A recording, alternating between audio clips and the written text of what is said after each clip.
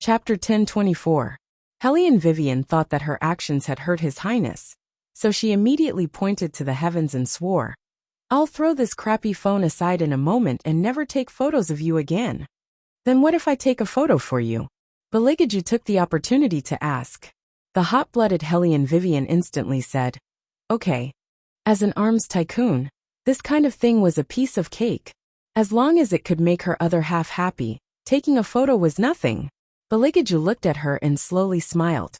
He pulled her hand and kissed the back of her hand meaningfully. "My master, don't forget what you said." Hellion Vivian blinked. She didn't think it was a big deal. But when she thought about how she had to take His Highness out at night, she felt that she had to take some precautions. "Let's take a look at the Taobao store first. If it's a mistress like yesterday, we won't accept it. If there's a pervert, we won't accept it either. You'll definitely be kidnapped in this state." Hellion Vivian muttered as she opened her MacBook. She didn't forget to let go of Beligaju's hand. If that was the case, it wouldn't be him touching her. It would be her touching him. Beligaju didn't say anything. He wrapped his left hand around her waist from behind and put his face in her neck. The corners of his mouth curled up into a faint mischievous smile. Hellion Vivian allowed him to use the tip of his nose to sniff her neck. Sometimes, she would avoid it when she couldn't stand it. Most of the time, she let Beligaju do whatever he wanted. The main reason was that she always felt that His Highness's nervous system was more sensitive after he became smaller. As a more mature person, she had to be more meticulous. That's right, she had to be more meticulous. Hellion Vivian looked at the Taobao page that popped up on the screen. To show that she didn't neglect His Highness, she even freed a hand and pressed Beligaju's left hand that was hugging her. Then, she continued to log into her Taobao account. As soon as she logged in, a message popped up. The other party seemed to be very anxious. Hellion Vivian did not reply. The other party had already left 5 messages on the page. Every single one of them had some vague epiphany. Her first message went like this. "Shopkeeper, are you there? I don't know why, but I can't get out of this place. Have I encountered a ghost?" Then there was the second one. "The strangest thing is that I wake up at night, and I can't sleep anymore." Hellion Vivian paused for a moment when she saw this. Then she started moving the mouse and recording. She could tell that the other party was a very well-mannered person. "There's no one here. Even he's on a business trip. I don't know if I'm disturbing your rest at this time, but I don't understand. Why am I here? I've clearly given up and promised to set him free. When he comes back and sees me here, he'll definitely be angry again." Hellion Weiwei looked at this paragraph, and her eyes flashed with some unknown light. Then she started to type. "Customer, where are you now? I need to know your specific address and contact details before I can help you solve your problem." The other party received a reply and immediately replied, "I'm in Hipingli now. There's an apartment here. I can tell you the room's password. The door is electronically locked. You can enter the password. How about your contact details?" Hellion Vivian seemed to be thinking about something. When she typed these words again, the light in her eyes never went out. The person on the other end seemed to hesitate for a moment, then smiled bitterly and said, "I don't have a cell phone here, but I do have a landline. It's just that the landline called me before, and I picked it up." After that there was a long silence. "I was scared because of this call, thinking that it was a prank call. It wasn't until I saw your Taobao shop that I realized that I might have been pestered by something dirty." Hellion Vivian first typed the word "no," and then deleted it. Then she said, "I need to see you in person to know what's going on. If it's not convenient to contact on the phone, you can tell me the room number. When I arrive, I'll give you a hint. Then you can open the door." Okay. After the two of them finished discussing, Hellion Vivian closed her laptop. Her rule had always been to only accept one order a night. No matter how much the other party offered, she would not accept a second order. This was also the reason why Hellion Vivian's Taobao shop was so popular. Some people said that the shop owner never picked orders based on the price. Instead, it depended on the shop owner's mood. Many people wanted to find out the specific address of this Taobao shop. At the very least, they wanted to search for the shop owner. But the strange thing was that no matter how much money they spent, they could not find out who was behind this Taobao shop. This further established the legend that this Taobao shop was magical. Helene Vivian's mind was not on this. Instead, she was thinking about the conversation that had just happened. Baligaju chuckled in her ear. It seems that you are a unique customer. Yes. Helene Vivian smiled. My obsession is very deep. Usually, when a person's obsession is very deep, they will have a lot of merit when they are satisfied. When that time comes, I will be able to reach a higher level. Baligaju raised his eyebrows. Isn't it good for you to look like this? It won't be good if my son and the rest see this. Helene Vivian reached out to touch her forehead. Also, Jean and the rest will definitely laugh their heads off. Baligaju curled his thin lips and took her hand away. His voice was slow. Don't worry about those two brats seeing this. They have been sent to America since this morning. Shang Xie has an advertisement to shoot over there. He brought Qingchen and flew over there early in the morning. Helene Vivian. Then, why did she stay in her room the whole day and not dare to go anywhere? Moreover, he is going back to the demon world tonight. So, he doesn't need to care about those two brats. When Baligaju mentioned Bailey Shangxia, the smile on his face obviously deepened. Helene Vivian raised her eyebrows. Going to the demon world again? Yes. Baligaju smiled very innocently. In fact, how could he let go of a troublesome son who wanted to go to the company to ambush him? Although it satisfied some of his thoughts at that time, one thing was another. If they provoked him, they would be punished. Helene Vivian lowered her head and muttered, although I feel a little sorry for saying this to my sons, it is really a relief that they are not here at this time. Otherwise, if they see me like this, I will definitely be in trouble. Yes, it is indeed very troublesome. Baligaju sniffed her hair lightly, and his silvery white ears twitched. In fact, Helene Vivian did not know that except for Baligaju himself, he would never let anyone see her slowly growing up. This was the demon's paranoid possessiveness. Chapter 1025. It was night, and it was drizzling in a celebrity apartment. The apartments within the Third Ring Road were not considered cheap in the capital. However, this apartment was indeed sky-high. Apart from the villa area in the east of the city, this apartment was probably the most expensive.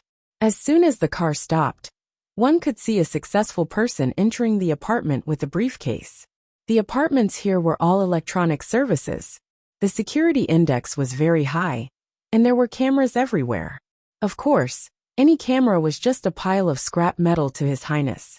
As long as he narrowed his eyes, those cameras seemed to have a life of their own, and they all moved away. Helene Vivian was worried that someone would see His Highness like this, so she put on a hooded jacket for him. His two silver ears were still standing there, and it was very cute. It didn't look like there were ghosts in the apartment. In fact, this apartment had a very good feng shui location. It was built on the Dragon Vein, and it was oriented east-west. In addition, the summer palace was at the end. There must have been an expert when it was built. So the yin and yang here were very balanced, and it was not easy to cause any resentment. It was a very good apartment. Helene Vivian was still holding Baligaju's hand. When she walked in, she didn't notice anything unusual. The apartment was very quiet. The floor was made of marble. It was a very high-end apartment, and everything was very clean. Someone was about to get into the elevator, but he turned around and looked at Helene Vivian and the others, as if he was asking. His Highness still had his head lowered and didn't look up. Helene Vivian just waved her hand with a smile. That person muttered. When did these two strange people appear in the apartment? It was understandable. In the eyes of others, Helene Vivian's clothes were indeed strange. After all, not many people would go out in a kasaya. Baligaju lowered his eyes and smiled. His fingers were still holding Helene Vivian. It seems that someone thinks we are dangerous people. Nowadays, there are too many people who judge people by their clothes. Helene Vivian shrugged indifferently. When she looked at Baligaju, she frowned. You, on the other hand, are wearing a suit and a pair of black gloves. People who don't know better might think you're cosplaying. Why don't you change your clothes? Baligaju looked at Helene Vivian, and his thin lips fell on her fingertips, soft and cool. Only this kind of clothes is more like your loyal dog. What's more, don't you like the feeling of abstinence? Helly and Vivian glared at him. How did you know? How could I not know what master is thinking? Beligaju curled his lips and rubbed his ear against her neck again. I even know which part of your body will react when touched, heh. Helly and Vivian was still not used to being hugged like this in the elevator. Even if His Highness was in a cute state now, it was too embarrassing to be hugged like this in the elevator. Helly and Vivian coughed heavily and pushed His Highness away. All right, we're on the 10th floor. Let's get down to business. Beligaju didn't like being pushed away, especially when that order was still in effect. Why aren't you walking? Helly and Vivian turned around in confusion. Beligaju smiled gently. Nothing. According to their previous conversation, the two of them walked to room 101. Every apartment here was a double floor, and the door was also made of a very high-end material. The metal texture emitted a cold light under the light. Helly and Vivian didn't hesitate and started to enter the password on the electronic lock according to the person earlier. However, just as she pressed 2 numbers, the door was opened from the inside. Strangely, it wasn't a woman who opened the door. Instead, it was a very handsome man with a cold side profile. He had messy short hair and a pair of gold-rimmed glasses on his tall nose. He looked very familiar. Soon, Helly and Vivian remembered where she had seen him before. He was the national doctor who had been very popular recently. Not only did he have a family background, but he also had excellent hardware. He represented the first hospital to participate in a foreign academic conference. After the media released the photo, netizens immediately circled him. After all, it wouldn't be an exaggeration to say that such a man was a winner in life. There were also many women who wanted to marry him. However, those women more or less gave up after seeing the photo, because there was a beauty standing beside the man. According to industry sources, the two of them were a golden couple. Not only did they specialize in the same field, but they were also fellow students from the same school. They were a perfect match. When Helly and Vivian saw the news, she hadn't seen Beligaju yet. She was playing Plants vs. Zombies with Qingshan when the photo popped up. She didn't expect to see the real person here. The man seemed to have just taken a shower. Even his short hair was wet. When he narrowed his eyes, he gave people a very unapproachable feeling. He looked at Helly and Vivian, and the others with vigilance. Even his voice was cold. Who are you? Helly and Vivian laughed and blocked a certain highness. Then she said, We are Lanya's friends. She asked us to come here to get something. I wonder if it's convenient for you, Mr. Chen? The man suddenly trembled, and the expression on his face changed. With a hint of mockery, he said, What does she want? Why didn't she come here herself? Probably because she was afraid of disturbing you, Mr. Chen. The corners of Helly and Weiwei's mouth were still smiling, but at that moment, she looked past the man's figure, and her gaze fell on a shadow behind him. That was her guest this time. It wasn't a ghost. But this time, it was a soul trapped in this house, Lanya, who came to find Vivian. Except for Helly and Vivian and Beligaju, no one else could see Lanya at all. At this time, Lanya was looking at the man, her eyes full of unspeakable sadness. The man was still smiling with a hint of coldness. If she was afraid of disturbing me, she wouldn't have asked you to come here. Where is she now? Lanya shook her head at Helly and Vivian. Helly and Vivian immediately understood what Lanya meant. She lied. She has been in a bad mood recently. One of our male friends accompanied her abroad. Mr. Chen, you are a medical student, so you should know very well that the best way to forget the previous relationship is to find a new one to replace it. The man's fingers paused and then he laughed. It's enough to use the same trick once. Why would she use it a second time? When did she become so stupid? Since that's the case, please tell her clearly what you want and ask her to come and get it in person. Hearing this, Lanya lowered her head. Her long hair slid over her face and covered all her expressions. But even so, it couldn't hide the sadness emitted from her. Chapter 1026. Helly and Vivian took a deep look at her, then turned around and chuckled at the man. Since Lanya asked us to come here, we can't go back empty-handed. Since Mr. Chen doesn't like her at all, why bother to meet her? Mr. Chen, you should be happier if she doesn't show up, right? The man tightened his grip on the towel and said in a deep voice, She's smart this time. She found someone who knows how to talk. I really thought that she had let go. But now it seems that she's just retreating in order to advance. Retreating in order to advance? Lanya chuckled. She didn't know if she was laughing at the other party or herself. She was probably laughing at herself. They had known each other for so many years, and she had always wanted to treat him well. Why did she become a repulsive vampire in his eyes? It was as if all the decisions she made were to make things difficult for him, and every step was calculated. But in fact, she had never thought of making him unhappy. Everyone said that the most important thing was not what was done. It was who did it. If it was that person who did this to him, he wouldn't have such a reaction. After all, that person was perfect from the beginning to the end in his heart, unlike her. In his heart, perhaps she was a rude and unreasonable young lady who only knew how to throw money at people. It was time to let go. She had used conditions to exchange for time by his side. It was already very disgusting, not to mention that there was someone else now. When they signed the contract, she promised that as long as there was someone who could move him, she would set him free once the contract expired. Now, the two of them had begun to appear in front of the media together.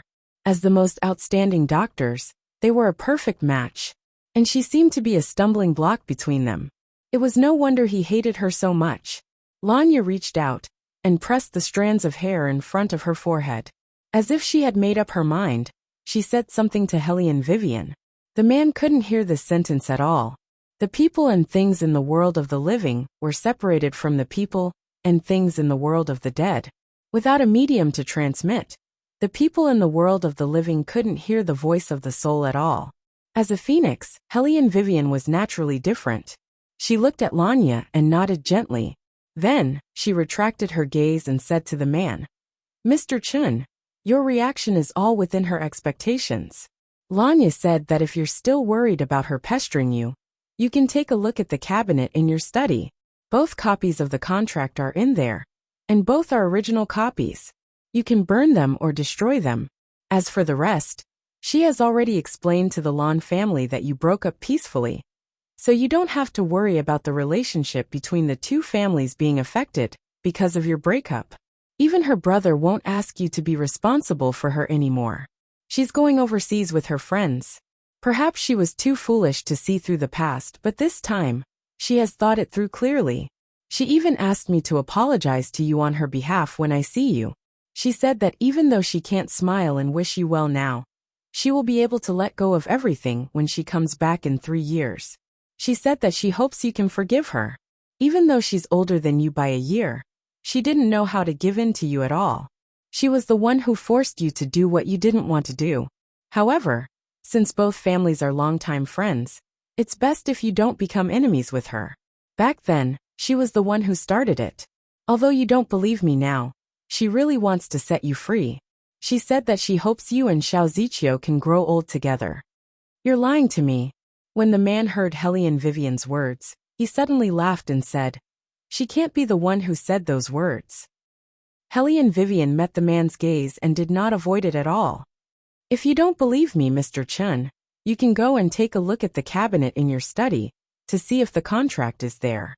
The relationship between the two of you should be because of this contract." "Oh right, she said that you were worried that there were some messy photos in her phone, especially photos of the two of you together. Because she liked to take photos with you so much at that time, she didn't like to delete those photos even until the end. She also put the phone in the cabinet. Now that she doesn't have anything that can threaten you, you can go and have a relationship with her at ease.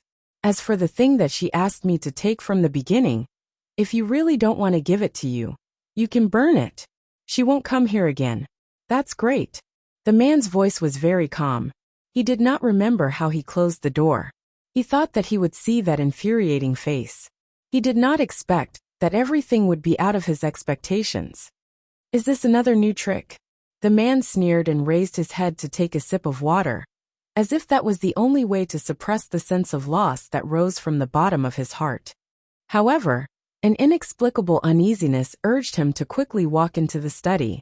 He did not care about his injured hand that had just undergone an emergency surgery and took out the things in the wooden cabinet. Everything that Hellion Vivian had mentioned was there. The man's pupils suddenly widened, and his fingers slowly clenched so tightly that it even hurt a little. But he did not let go. Then he began to make a call. Just like a few days ago, the other party's phone was still turned off. The man seemed to be unable to hold it in anymore. With a bang, the phone in his hand was smashed into pieces. Only half of the screen of the phone was lit up, and it still showed that he was making a call. And the person he was calling was Lanya. At this time, as a spirit, Lanya already knew her situation.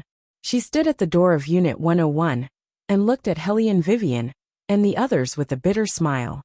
No wonder when I picked up the phone, the other party just said hello and hung up. It's not that there's a problem with other people, but that they can't hear my voice at all. The person with the problem is me. I'm already dead, right? Hellion Vivian did not answer Lanya's question. Instead, she chuckled and asked, "You appeared in this apartment from the moment you opened your eyes, and you never left after that?" "Yes." Lanya nodded. Hellion Weiwei looked around and asked, "Have you ever thought of leaving?" "I thought about it, but I can only walk out of the door at most. I can't go anywhere outside." In order to clarify, Lanya took a tentative step forward, but it was useless. It was as if she was trapped here by something. Hellion Vivian reached out and touched it, and a light flashed in her eyes. "It's obsession." "Obsession?" Lanya did not understand. Hellion Vivian looked straight at her. "Yes, obsession. If it's convenient, Miss Lan, can you tell me what's going on between you and Mr. Chen?" "We were still lovers 3 days ago." When Lanya said this sentence, the curve of her mouth was a little bitter.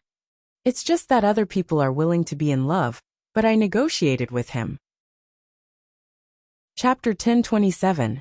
Hearing such an answer, Hellion Vivian did not interrupt Lanya, but signaled her to continue with her eyes. Lanya took a deep breath, her fingers were stiff, and her voice was a bit hoarse. "Our families are aristocratic families, and we have known each other since childhood. Originally, I was very close to him. Although I was 1 year older than him, he often took care of me. We grew up in the same courtyard, and we liked to form cliques when we were young. He regarded me as his last buddy, and took me with him wherever he went and talked to me about everything. But I didn't want to be his buddy, because I liked him too much. Later, something happened to the Chen family. My family members tried many ways to temporarily save the Chen family. After Uncle Chen was imprisoned, the responsibility of the Chen family fell on him. He seemed to have grown up all of a sudden. He wanted to abandon medicine and go into business. He even wanted to take a leave of absence from school and follow his uncle to do business in Shenzhen. I knew that he made these decisions because he wanted to make a lot of money in a short time. I also knew how happy he was when he talked about the medical profession. So I took all the money to him and told him that as long as he agreed to be my girlfriend, I would give him all the things he wanted. I was probably the most despicable person. I clearly knew his weakness, but I still took the opportunity to get him. He didn't agree at first. Later, I don't know what happened, but after a drink, he had sex with me and signed a contract with me. I would do my best to help him enter the hospital, and he would stay with me for 3 years. Once the 3 years were up, the contract would automatically terminate. I couldn't forget the cold and emotionless eyes he looked at me at that time. Fortunately, he agreed, and I deceived myself and got together with him. Every one of us thought that the Chen family would be doomed this time. Fortunately, my father didn't give up dealing with it. Coupled with the political change, not only did Uncle Chen survive, but he also got a promotion after half a year. He clearly said that he would exchange more money for the contract, but he didn't understand how important the contract was to me. I selfishly thought that since he didn't like anyone, I could have him for 1 more day. So I refused him. He probably hated me for a long time, and avoided me when he saw me for a long time. It turned out that what was not yours would never be yours. At the beginning of this year, when he saw Xiao Ziqiu for the first time, I knew that it was time for me to let go. I didn't like myself at that time, and I was afraid that he would go out to eat with Xiao Ziqiu. I was afraid that he would appear on the same page as Xiao Ziqiu.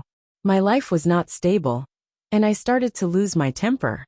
I reminded him that the contract was not up yet, and he looked at me as if he was looking at a pile of trash. Maybe this was God's punishment for me, punishing me for having wishful thinking. He will eventually fall in love with someone else. Why did I stop him from pursuing happiness? I clearly wanted to make him happy, Lanya said with tears rolling down her cheeks. After Xiao Ziqiu appeared, I really gave up. I told myself that I should let go, but I don't know why I am still here. You still like him? Hellion Vivian said affirmatively. She raised her eyes and looked at Lanya. Lanya nodded. Her throat was a little sore. So, I still tied him up? If that's the case, you can beat my soul into oblivion. I don't want to continue like this. In his mind, I might be a detestable person, but I can't change that. Ever since I can remember, this person has been by my side. I was afraid that he would leave me one day, so I used such a vicious method. Now he has someone he likes. I saw the photos of them together. He looked at her very gently. I don't want to hold him back anymore. Miss Lan. Hellion Vivian looked at her. What if you are still alive? Lanya paused. I'm still alive? You are a living soul, not a dead soul. Hellion Vivian explained in a very professional manner. As an exorcist who has been hired, I have the right to solve the fundamental problem of the guest. As long as I can find your body and solve the reason why you are trapped here, I can send you back. Of course, the time can't be too long. How many days have you been in this situation? Lanya shook her groggy head.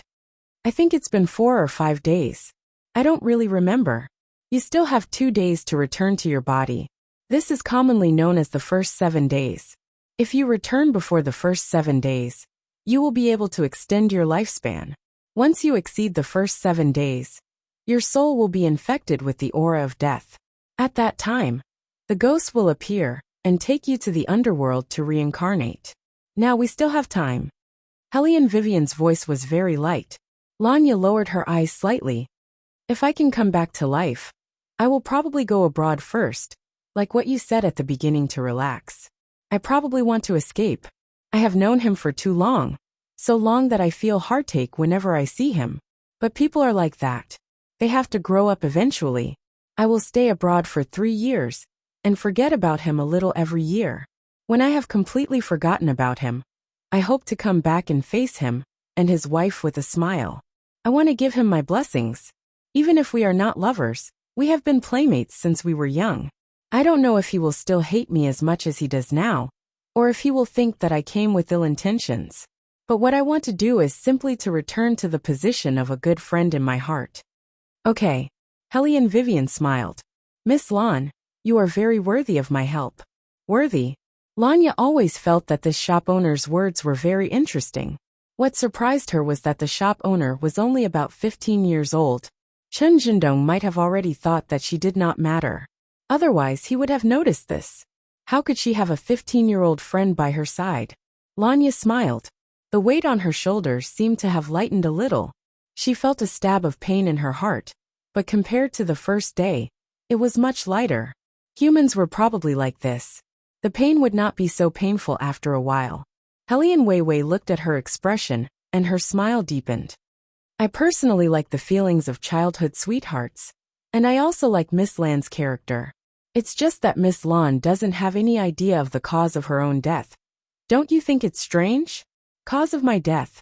Lanya subconsciously wanted to think of something, but the image was a flash of pain. The pain was so severe that she could not bear it, and held her head. Hellion Vivian reached out and grabbed her slender wrist, somewhat worried. Stop thinking now. Do you feel better? Lanya nodded, but her face was still pale.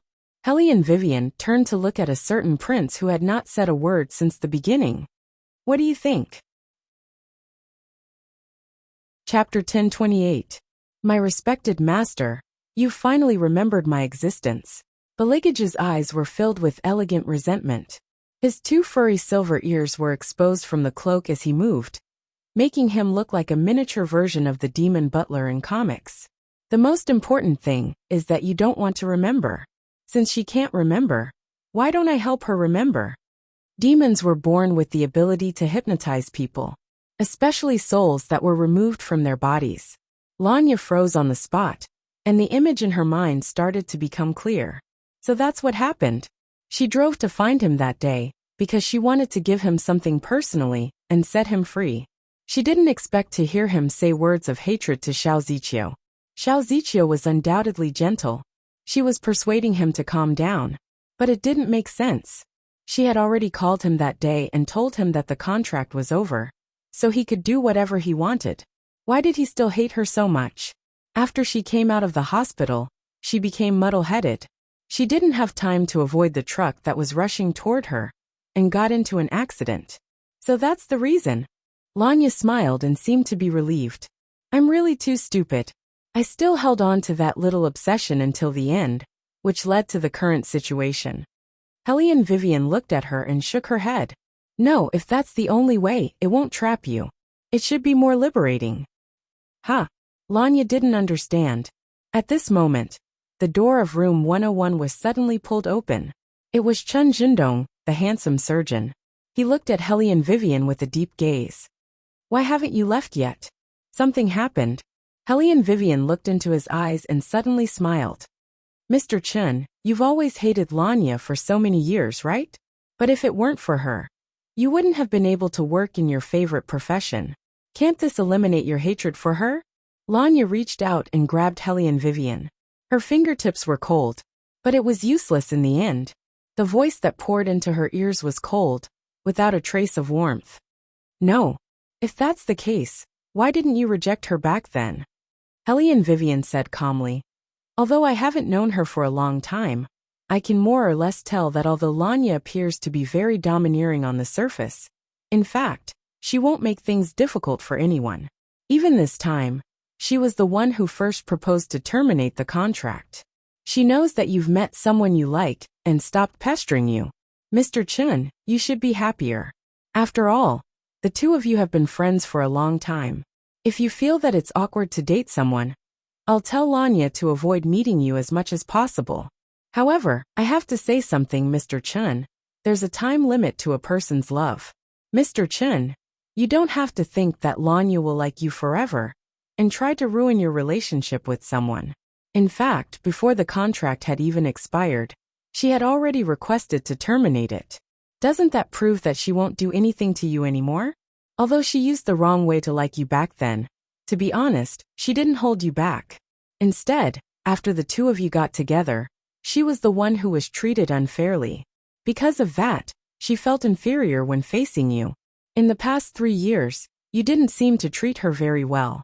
Since that's the case, Mr. Chen, shouldn't you let go of the hatred in your heart and give each other a happy ending? Otherwise, how can Lanya start afresh? Start afresh? Chen Jindong lowered his eyes, his broken hair blocking his expression. Do you mean that she likes someone else? Hellion Vivian glanced at him and slowly said, It's not that she likes him, but at least she has a good impression of him. Mr. Chen, you should be glad that she really let go this time. You should also know that although Lanya isn't a good person in your heart, she's always so fearless when it comes to relationships.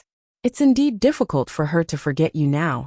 However, that man is completely different from you, Mr. Chen. He likes Lanya very much.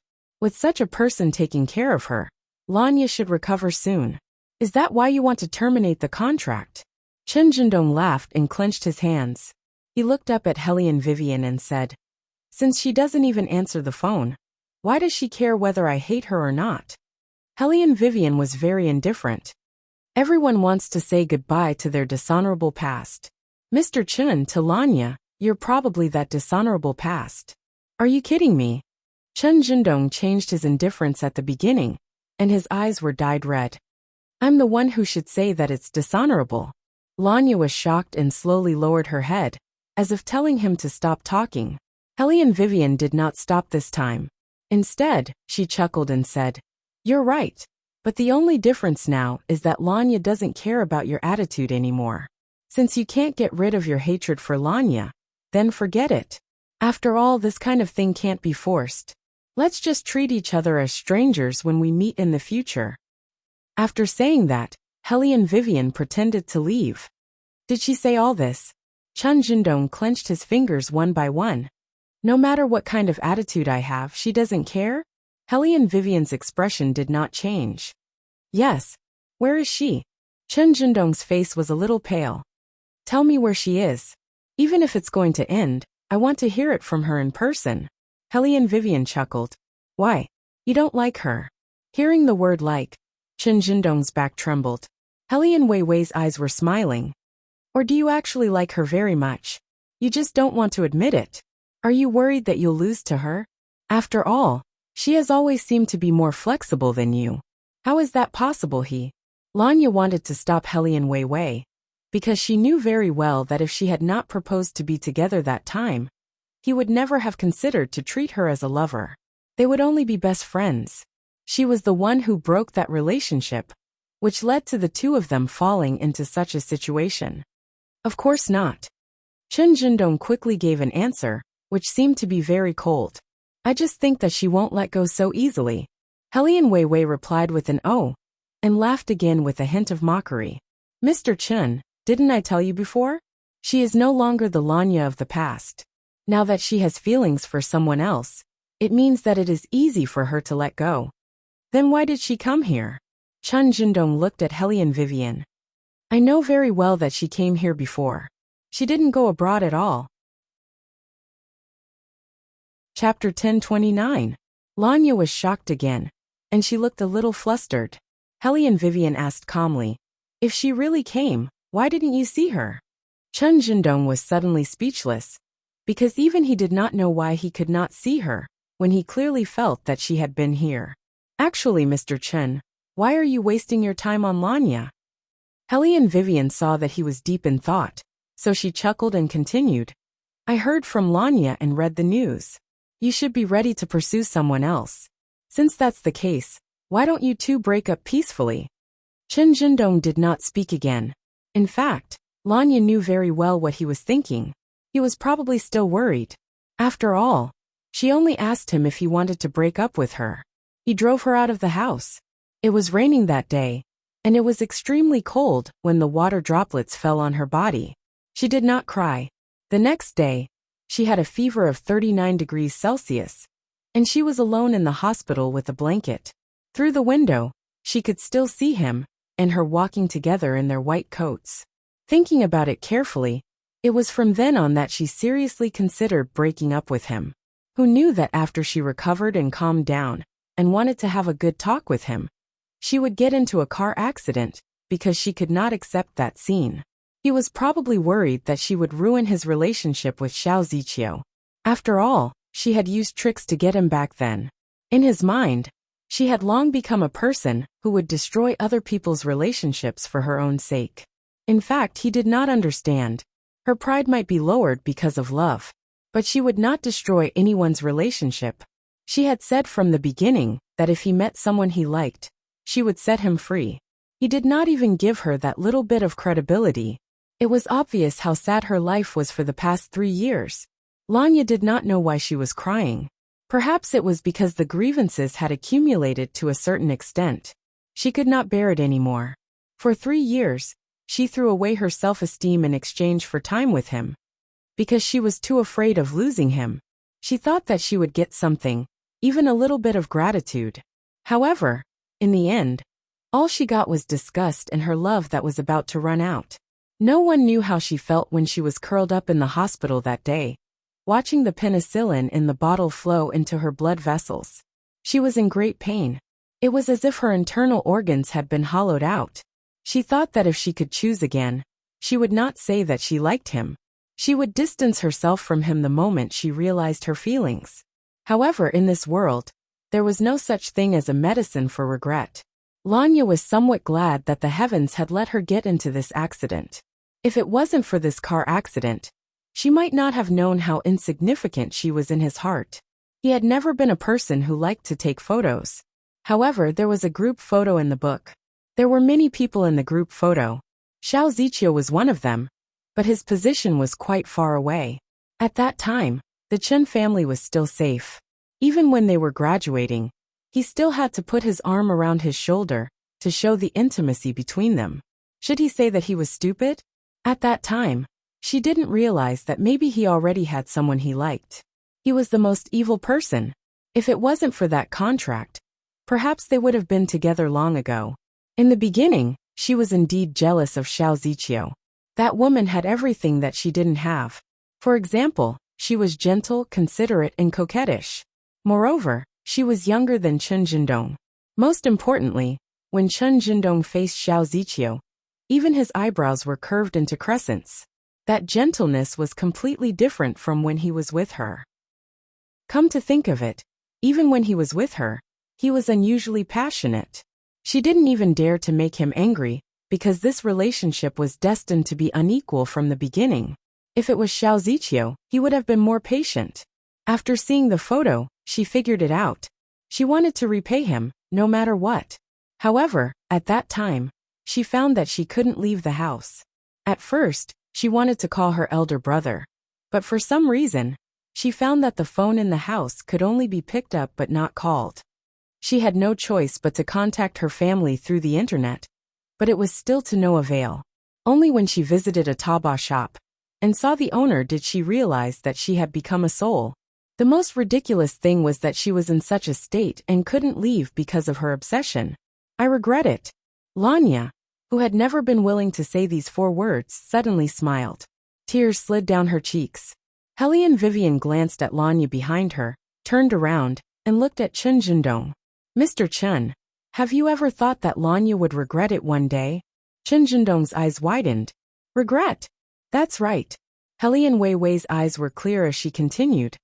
I personally told her that she regretted being with you back then. If she could choose again, she would still give you all her savings. But she would go abroad at that time, and only do what a friend should do. She wouldn't put all her attention on you, and would only be your childhood friend. That way when you meet again, you will have someone you like, and she will have someone she likes. Just like when the 2 of you were together, when you were young. She said that she was older than you to begin with. So in the beginning, she only wanted to take care of you. You were probably younger than her, when you were the youngest. Every time you went to school, when the seniors wanted to bully you, she would stand in front of you. In fact, this kind of feeling has never changed, no matter whether it was after she grew up, or when she was young. You don't have to think of her as a completely different person. This time, she has really retreated to the position that she should have retreated to. If you have the chance to meet again in the future, she will treat you as the younger brother from the very beginning. Whether you believe it or not is no longer important to her. Hearing this, Chen Jindong suddenly put his hand on the wall beside him. In the past 3 years, they had quarreled countless times. When he was unhappy, he would feel unbearable when he saw her standing there. Yes, he knew very well that if they didn't grow up together, she wouldn't have tolerated him so much. He knew that person the best. She would often confuse her feelings. To be honest, she didn't like being close to him at all. If she really liked him, how could she not like being close to him? However, it didn't matter. Anyway, he didn't like girls like her. They could have been together for a long time, and treated each other as family. He thought that she would stand by his side and comfort him when he was at his lowest. The ridiculous thing was that she did give him what he wanted most, but in that way. Chapter 1030. Gap. Yes, for the first time, he realized that there was a gap between him and her. She was the most beloved daughter of the Lan family. As for him, he was no longer the young master of the Chen family that everyone fawned over. This twisted relationship lasted for half a year. Half a year later, he thought that he was finally free. After all, the Chen family had returned to its original state, but she refused to let go of him. She should know how much he hated to be tied down. She said that she liked him every day. However, whenever he was close to her, she would always show a troubled expression. Did she think that he didn't know that she would hug him and look at him with forbearance every time after they were done? If she really liked him, how could she forbear? She was just protecting him according to her childhood habits. He knew that she didn't even like to spend the night with him. Most of the time, she didn't talk to him about her feelings anymore. It was also that year that she started working and made new friends. They were together, but they didn't know about each other. Even the people who appeared around her were equally mature. She probably liked that kind of person. One day, she would understand that she didn't love him. Anyway, he didn't like her at all, so he didn't care about her feelings for him. He thought about it and counted the days until he could be free. But when the day came, he didn't know why he was angry. That night, she sent a text message to her eldest brother. In fact, he saw all of it. She wanted to break up with him. She said that they weren't suitable for each other. They had been together for 3 years, and now she said that they weren't suitable. He looked at her and got more and more annoyed, so he simply drove her out. The next day, she sent him a message saying that she wanted to talk to him. It was clear what she wanted to talk about. After all, the 3-year contract was about to expire. She had used many tricks in the past, and every time, she wanted to keep him. But he knew that if she really wanted to break up with him, she wouldn't use tricks. After he received the message, he was a little annoyed. He probably didn't like her coming to the hospital. Xiao Ziqiu saw it. She was worried that something would happen to him during the surgery in the afternoon. So she stayed by his side. She made him wait for her for a whole afternoon. But she didn't show up. Was she backing out again? While he found it funny, he also felt relieved for some reason. This time, it should be the same as before. There shouldn't be any problems. She did not appear for the next few days. He was used to it, and was probably thinking about how to keep him here. But what was this? Asking someone else to break up with him? Lowering his head, Chen Jindong forced the words out of his mouth. Where is she? Hellion Vivian stopped in her tracks and asked, Mr. Chen, do you really want to know? Yes. Chen Jindong sneered. Does the man she likes really exist? Why do I feel like you're lying to me? Hellion Vivian looked at him meaningfully and said, Everyone will only choose to believe what they want to believe. Of course that person exists. Not only does she exist, but she also treats her very well. Mr. Chen, do you know? People need to compare themselves before they know what kind of life suits them better. She found someone more suitable for her than you. Besides, are you really sure that she got together with you because of love? Chen Jindong paused. Hellion Vivian continued. Women like to think that dependence is love. When true love appears, she will wake up. I'll be frank. Lanya doesn't want to see you anymore. These words seemed to carry a lot of killing power. Chen Jindong's expression was not visible, but his voice was calm. I see. He had expected this day to come. When the two of them were intimate, and she showed that kind of expression, he thought. He knew the result. He felt the same, didn't he? He didn't like this relationship. The two of them were not supposed to be together. Yes, that's right. Mr. Chen, you can put down your burden and stay with Miss Xiao forever. At this point, Hellion Weiwei paused and smiled evilly. However, if Mr. Chen changes his mind, you can contact me at any time. Maybe I will tell you something about Lanya. Is it necessary to contact me again? Chen Jindong took the lead to walk in front of Hellion Vivian and pressed the elevator button. What happens to her has nothing to do with me. Yes, it doesn't matter. Lanya looked at the slender figure, and for the first time, a smile appeared on her face. She was relieved. Her thin lips gently spat out 2 words. Bye. There was no need to say goodbye, because they would never see each other again. Hellion Vivian looked at her and said, Try to keep up with him. I've told you before that I can't leave this room. Lanya said as she strode forward. To her surprise, she was actually able to keep up with Chen Jindong's back. Lanya's eyes began to open wide. This was the first time she had stepped out of this area in so many days. Hellion Vivian seemed to be sure of something and smiled. Sure enough. What? Lanya was puzzled. At this moment, Beligaju walked over and wanted to hold Hellion Vivian's hand, but he stopped in mid-air. His eyes were a little gloomy.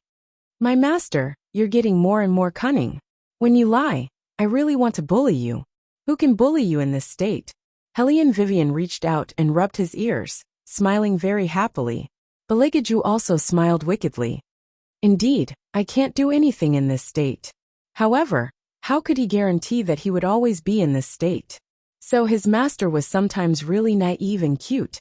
However, she was still very cunning, and had not removed the command until now. Okay, Lanya's figure is almost out of sight.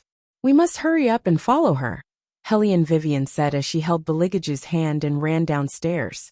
She was even faster than the elevator. She followed behind Chen Jindong and did not fall behind at all. Chen Jindong seemed to have made an appointment with someone and went to a bar. It turned out that he had made an appointment with Xiao Qingqiu. Helly and Vivian instinctively looked at Lanya's expression. Should she say that she was really calm? There was even a gentle smile on her face. Helly and Vivian gave her a look, wanting her to come over. After all, the living were different from the dead, and they were easily targeted by evil spirits. Of course, from the moment Bailey Jiaju entered, all the ghosts were like antelopes that had sensed danger. Every single one of them fled in panic. Even Hellion Weiwei turned her head and glanced at Bailey Jiaju strangely. Logically speaking, His Highness had always kept a low profile. Why was he so abnormal today, not hiding his demonic aura at all? Chapter 1031. Don't you want to cover it up? Hellion Vivian raised her eyebrows and reminded His Highness. After all, it was a messy scene to see a group of ghosts trembling in front of a cute little thing. Baligaju was gentle. He looked at the ghosts with a smile and asked, "Am I scary?" They nodded. They nodded crazily. Baligaju's eyes darkened and he asked again, "Am I scary?" No. The ghosts were very perceptive. Baligaju's silver-white ears stood up. He was still wearing the black gloves and smiled. "You're good at talking." They didn't want to tell such an obvious lie. But why was the great demon in such a bad mood? This was simply a trial for them. Hellion Weiwei glanced at the ghosts who were shivering and saying one thing and meant another. His Highness seemed to be in a bad mood. However, after thinking about it carefully, she still couldn't figure out why he was upset. Let these ghosts play with His Highness for a while. The ghosts were speechless. Was this a joke? This was clearly a one-sided threat to them. Hellion Vivian put all her attention on Lanya and didn't pay much attention to His Highness. Lanya couldn't be too far away from Qinzhendong. The maximum distance between them was 2 meters. Fortunately, the sofas in the bar were not far away. As long as they sat with their backs to each other, Qinzhendong wouldn't be able to see Hellion Vivian. The sofa was very high and soft. With such soothing light music, they could hear each other's conversation clearly. Don't drink anymore. Probably because Qinzhendong drank too fast. Xiao Ziqiu couldn't stand it anymore and reached out to stop him from raising his glass. Qinzhendong smiled, tilted his head, and lit a cigarette in his hand. He seemed to be very obedient. Lanya was sitting opposite Hellion Vivian, so she could see the scene clearly. However, Qinzhendong couldn't see her. She thought about how they used to get along. She was always the one who accommodated him. Even then, she couldn't make him smile like this. It was time to understand. Sometimes, I wonder if the heavens made me a soul, so that I could give up sooner. Lanya retracted her gaze and smiled at Hellion Vivian. Now that I see them interacting like this, I realize how silly I was in the past. Hellion Vivian did not say anything. Lanya paused and raised her head. Her expression was very serious. I want to live, you know? If I die just like that, those 2 people will definitely feel guilty, because I became like this because of them. I don't want to be so lowly anymore, to be someone's supporting role, and I don't want their guilt and regret. I want to not owe each other anything. In this way, do you still think I have an obsession? Let's continue this topic later.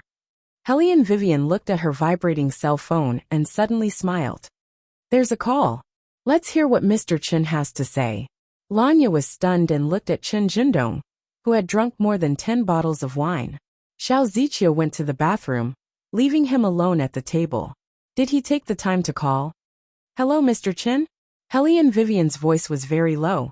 On the other side of the phone, there was no warmth at all. Who's the person she likes? Hellion Vivian reached out to cover the phone, and then asked Lanya lazily. Tell me about a male friend that you usually hang out with. Lanya did not understand why Hellion Vivian asked this question, but she still told her the truth. Hellion Vivian repeated without hesitation. Duan Hailu. Mr. Chen, you should know him too, right? Everyone can see how he treats Lanya. I don't believe you. Qinzhendong's voice lowered. He seemed to be talking to Hellion Vivian, but also seemed to be talking to himself. I don't believe you. Hellion Vivian was calm. Mr. Chen, it's okay if you don't believe me. Forget it. Qinzhendong sounded drunk. I'm not calling to listen to you lie to me, but to ask you to tell her that the contract hasn't expired yet. If she doesn't want me to terminate it, She should come back quickly. Didn't she do so many things just to get this result? Upon hearing this, Helly and Vivian looked up at Lanya. Lanya did not look at Chen Jindong again. Her heart was a little numb. He thinks that I did all these, but in fact there's no difference.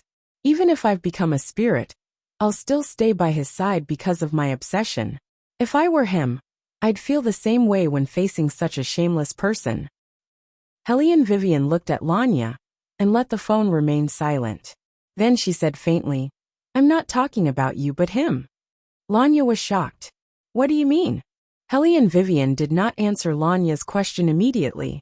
Instead, she said to Chen Jindong, "Mr. Chen, I don't want to beat around the bush with you anymore. You're the one who was nice to other women, and you're also the one who gave up on Lanya. Why do you think that Lanya will stay put and wait for you? Maybe you'll receive an invitation from Lanya soon. Are you being unreasonable just because you're younger than her? I'm really sorry, but I won't help you pass on your message, because I don't want my friend to be disturbed by her ex-boyfriend when she's pursuing her happiness.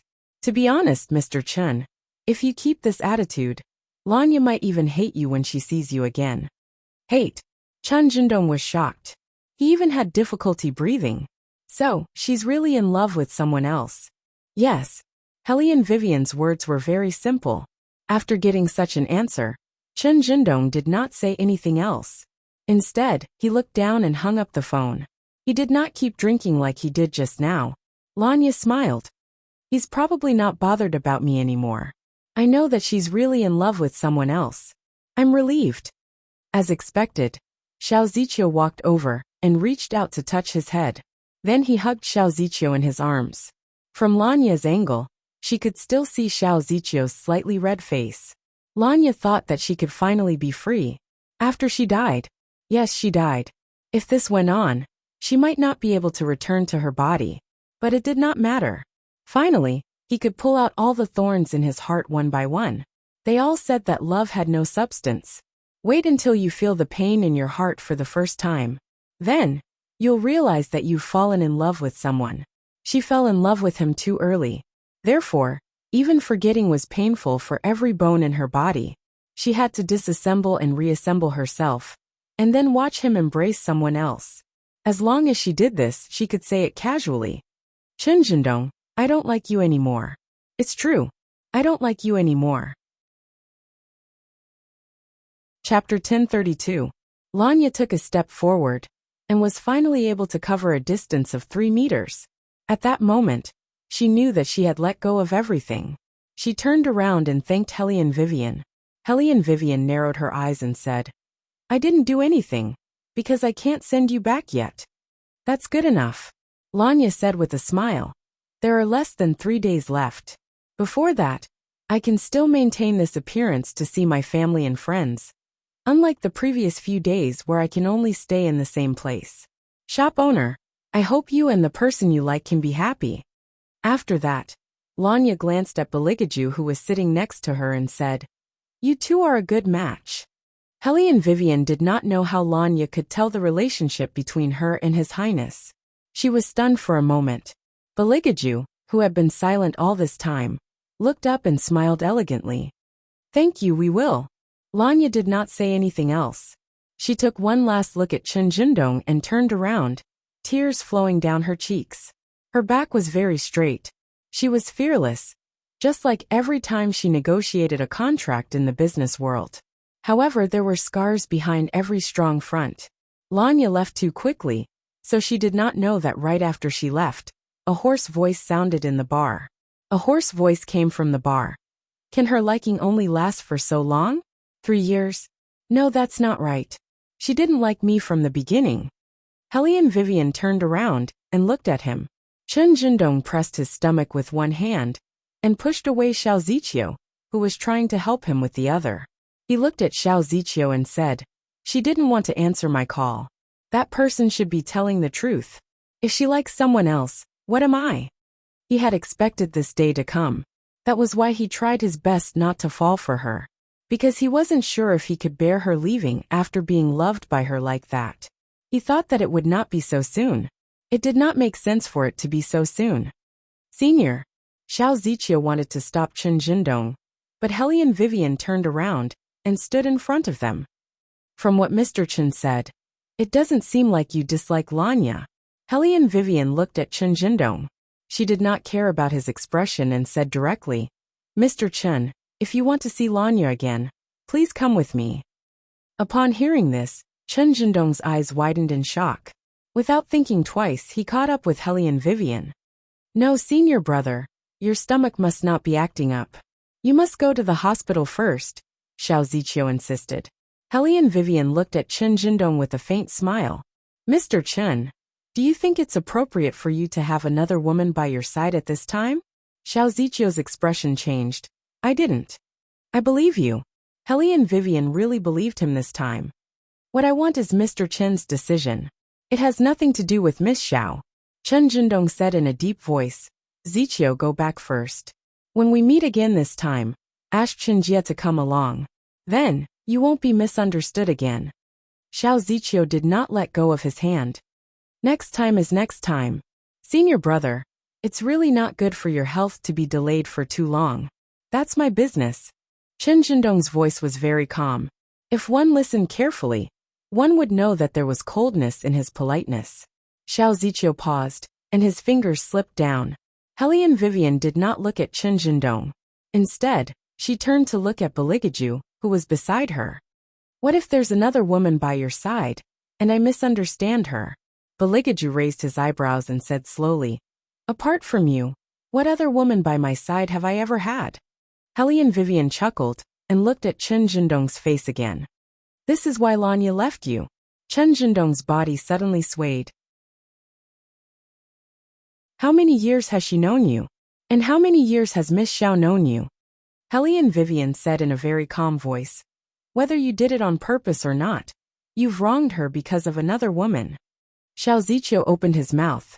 Little beauty, you're not an adult yet. Why do you sound so bad? Hellion Vivian laughed. Sorry, I've always been like this. My time is limited, but Miss Xiao has no intention of leaving at all. Xiao Ziqiu laughed as well. She found it funny. Where did this little girl come from? Why did she have to care about their business? Senior, you can't possibly. Chen Jindong did not wait for Xiao Ziqiu to finish and said, you're right. Whether I did it on purpose or not, I shouldn't have anyone by my side except for her. But I still want to say that I've never done anything wrong to her. It doesn't matter who the other people are. Where is she? Hellion Weiwei shrugged her shoulders and said unwillingly, Mr. Chen, to be honest, you're actually quite a jerk in my heart. However, I don't want to ruin the relationship between childhood sweethearts. Besides, I've been growing recently, otherwise, I really wouldn't want to help you. Bailey Jiaju listened to a certain someone's whisper, and the corners of his mouth curled up. He was completely spoiling her. She was so stubborn every time. But in the end, she still helped him. Xiao Ziqiu was concerned about Chen Jindong, and wanted to follow them. This time, Chen Jindong's eyes were really cold. Xiao Ziqiu knew that it would not end well if she followed them, so she could only stay where she was. The three of them left the bar. Chen Jindong thought that Hellion Vivian would bring him to a trustworthy place. But he did not expect that she would bring him to a hospital. This hospital was very special in Beijing. It only accepted patients with serious diseases. Those who entered it were either cancer patients or vegetative patients. Chen Jindong frowned. He did not know why, but he felt uneasy. Why did you bring me here? Mr. Shen, aren't you curious about how I met Lanya? Hellion Vivian looked at him with a faint smile. Her kasaya swayed slightly. Actually, we're not friends. I'm a taobao shop owner who specializes in yin and yang business. She came to me because she needed help. Chen Jindong's eyes darkened. What do you mean? Mr. Chen, haven't you always suspected that everything was planned by Lanya? Unfortunately, she didn't plan to not appear in front of you. She can't appear in front of you at all, because she's dead. Hellion Vivian said the last sentence. Like a thug, Chen Jindong suddenly roared with reddened eyes. Take it back. Take back what you just said. After that, he chuckled and held his forehead with his hand. His whole body seemed to be trembling for some reason, and he no longer looked as cold as before. Even his voice was hoarse. I'm getting worse and worse. I can't believe that I foolishly believed a child's words, just because I wanted to see her. Chapter 1033. Helly and Vivian still wanted to say something, but Chen Jindong did not intend to listen anymore. She must be lying to him. That must be it. Chen Jindong did not give Helly and Vivian a chance to speak. He turned around and left. His fluke mentality was tinged with a trace of madness. He walked very fast, and when he drove, it was more like he was racing. Chen Jindong did not go home. Instead, he went to Lanya's place. He still remembered how dismissive he was when she gave him the key.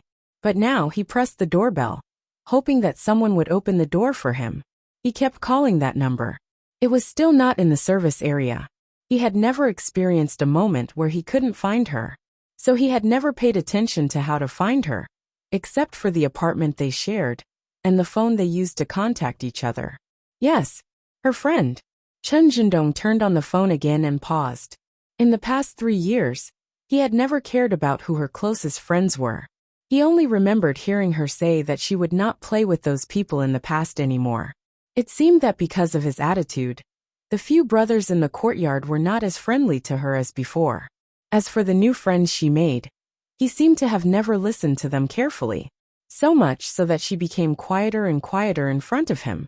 He had even forgotten the last time she smiled in front of him. Chen Jindong raised his fist and punched the door frame hard. He strode out of the apartment, turned the car around, and wanted to go to the Lan family. He used to be very tired of the contract, and even reminded her not to tell her family about them. In other words, the two of them had always been in a secret relationship. No wonder she did not like to smile in front of him anymore. Chen Jindong suddenly felt a little flustered. His throat hurt, but he forced himself to drive. He finally arrived at the Lan family's house. Strangely, there were only servants in the house. The Chen family and the Lan family were aristocratic families. Although he had deliberately avoided coming to the Lan family's house for the past 3 years. But Auntie Wang, who was cooking, still recognized him. Auntie Wang seemed to be very surprised to see him here. Chen Jindong did not say anything. He covered his painful stomach with one hand. For the first time in his life, he did not have manners. He went straight to the second floor and pushed open the wooden door of the room she lived in when she was young. No one. Her things were all there, but there was no one. Panting heavily, Chen Jindong walked over to her. There was a photo on the bedside table. It was a photo taken by Uncle Lan when they were 7 years old. The two of them sat on a small folding stool with their heads touching as they shared an ice cream. Chen Jindong did not understand. When they were young, he knew that he had to give in to her. Why did he let her suffer so much after they grew up? Young Master Chen. Aunt Wang finally caught up with him. She looked at Chen Jindong and panted slightly. Why are you here? Chen Jindong looked up and asked in a low, hoarse voice. Auntie Wang, where's Lanya? Where did she go? Did you go out to eat with Uncle and the others? Auntie Wang paused and stared at Chen Jindong for a while before she said, Young Master Chen, you're indeed estranged from eldest Mississippi. No wonder you don't know anything.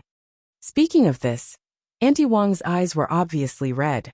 But since Master and Young Master didn't inform you, they probably didn't plan to let you know. I read the news 2 days ago. Young Master Chen, you and Miss Xiao are very compatible. In the future, you'd better not come to the Lan family. Chen Jindong had never thought that one day he would be driven out of the Lan family by Auntie Wang. But compared to this, he was more interested in knowing what had happened. Where was Lanya? Where was his Lanya? Where did she go? Chen Jindong stood outside the villa in a daze and watched the door close in front of him. He could clearly feel Auntie Wang's hostility toward him. As smart as Chen Jindong was, he knew very well that Auntie Wang would not treat him like this if it were not for the permission of everyone in the Lan family. Mr. Chen, do you really want to know why? Helly and Wei Wei walked out from the dark night, followed by the adorable His Highness. Chen Jindong's eyes were bloodshot. I knew from the beginning that Mr. Chen wouldn't believe me, so I prepared something. Helly and Vivian took out her mobile phone and opened a few pictures, all of which were sent to her by Monkey. Some were clear and some were blurry, but they were not obstructive to the human eye. After seeing those pictures, Chen Jindong snatched Helly and Vivian's mobile phone, his eyes shaking violently. Mr. Chen, You should be familiar with this car. Helene Vivian's voice was very calm. This car had an accident 5 days ago, not far from the hospital where you work. The investigation showed that the car owner disrupted the steering wheel in order to avoid oncoming cars, thus knocking down an eco-friendly tree. Due to the strong impact, the tree trunk broke and fell on the roof of the car. The car owner's mobile phone was damaged in the accident, and even the SIM card was crushed. There was no one in the passenger seat, and the driver was Lanya. As Chen Zhendong listened, he clenched the mobile phone in his hand and tried hard to find any loopholes. He really hoped that these pictures were fake. However, no one knew better than him that there was indeed an accident near the hospital that day. This was because he was not performing surgery at that time. Instead, he was sitting outside and chatting with Xiao Ziqiu. The young nurse who came back from outside the hospital also mentioned that there was a big car accident at the corner of the hospital, and she did not know if the other party could be saved. Chen Zhendong's face was getting paler and paler, to the point that he could not even feel the pain from his stomach. This was because there was one place that hurt more than his stomach. It was so painful that it was almost hollowed out. Helene Weiwei looked at him, but she did not stop what she was going to say. I can also tell you the reason why Lanya got into an accident that day. She was already in a bad mood when she saw you sitting together with Xiao Ziqiu. Furthermore, she had a fever for 2 days, so she couldn't avoid the car that crashed into her. It was the most fatal blow. Chen Zhendong bent over in pain. It was as if the world was collapsing and breaking apart. It was all because of him. No wonder Auntie Wang kicked him out. If he were Auntie Wang, he would kill himself with a knife. Why did he talk to another woman at that time? Why didn't he know that she had an accident? Why didn't he notice that she had a fever when she left that day? Why was he the one who was alive, but she was the one who died? Chen Zhendong reached out his hand and clutched the shirt in front of his chest so tightly that his knuckles turned white. He curled up on the ground like a desperate wolf and let out an unprecedented roar. He was filled with hatred, and there was only one person he hated, and that was himself. Chapter 1034. Helene Vivian stood beside Chen Zhendong. She took a step forward and looked down at him. I want to know how much you regret it, Mr. Chen. If you had a chance, would you be willing to exchange your life for Lanya's? Yes. Chen Zhendong suddenly raised his head, and his black hair hit his face. What can I do?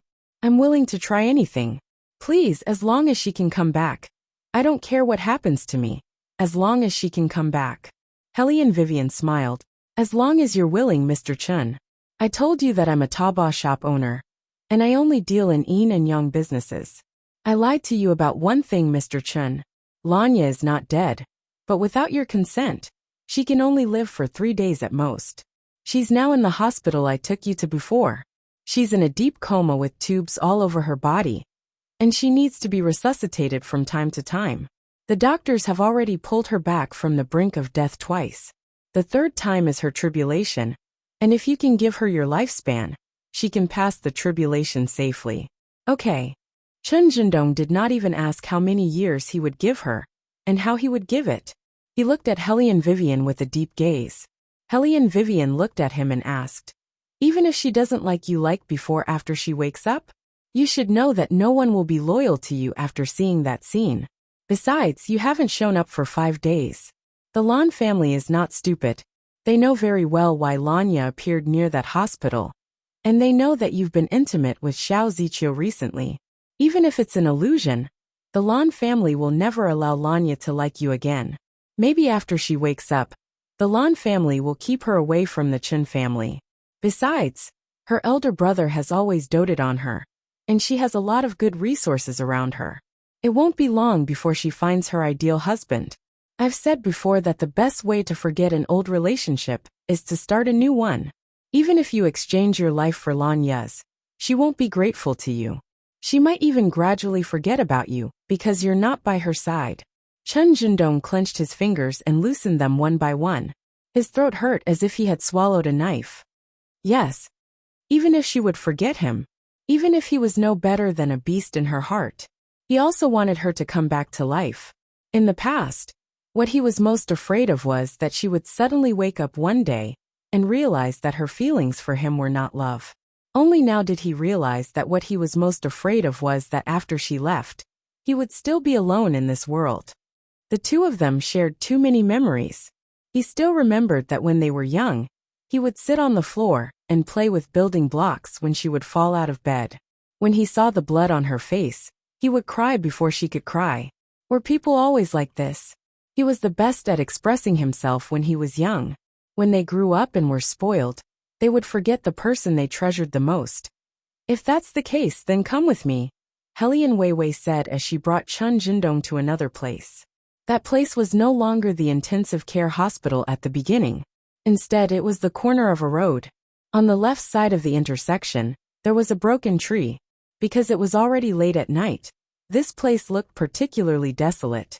Do you know why people burn paper and cry at funerals after they die? Helian Vivian looked at Chun Jindong and said, "It's so that the ghosts on the 7th day of their death have a place to return to on that day." Chun Jindong did not understand the reason behind this. After all, he was a doctor and had never believed in ghosts. But now he believed in it. Helian Vivian did not hide anything from him. She explained it in a concise and easy-to-understand manner.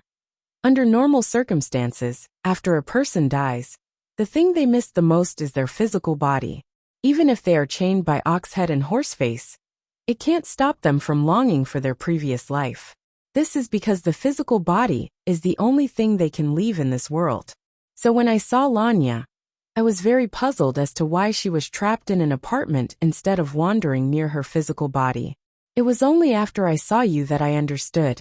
Mr. Chun, even if you didn't admit it at that time, I was very sure that you liked Lanya very much. This is because if it weren't for the stubbornness in your bones, it wouldn't have caused such a restriction. Lanya's soul left her physical body here. In order for her to successfully return to her physical body, I will light the soul-returning lamps around this area. Mr. Chun, you just need to sit here and guide Lanya with your stubbornness. As for other situations, you don't need to worry about them. Just close your eyes.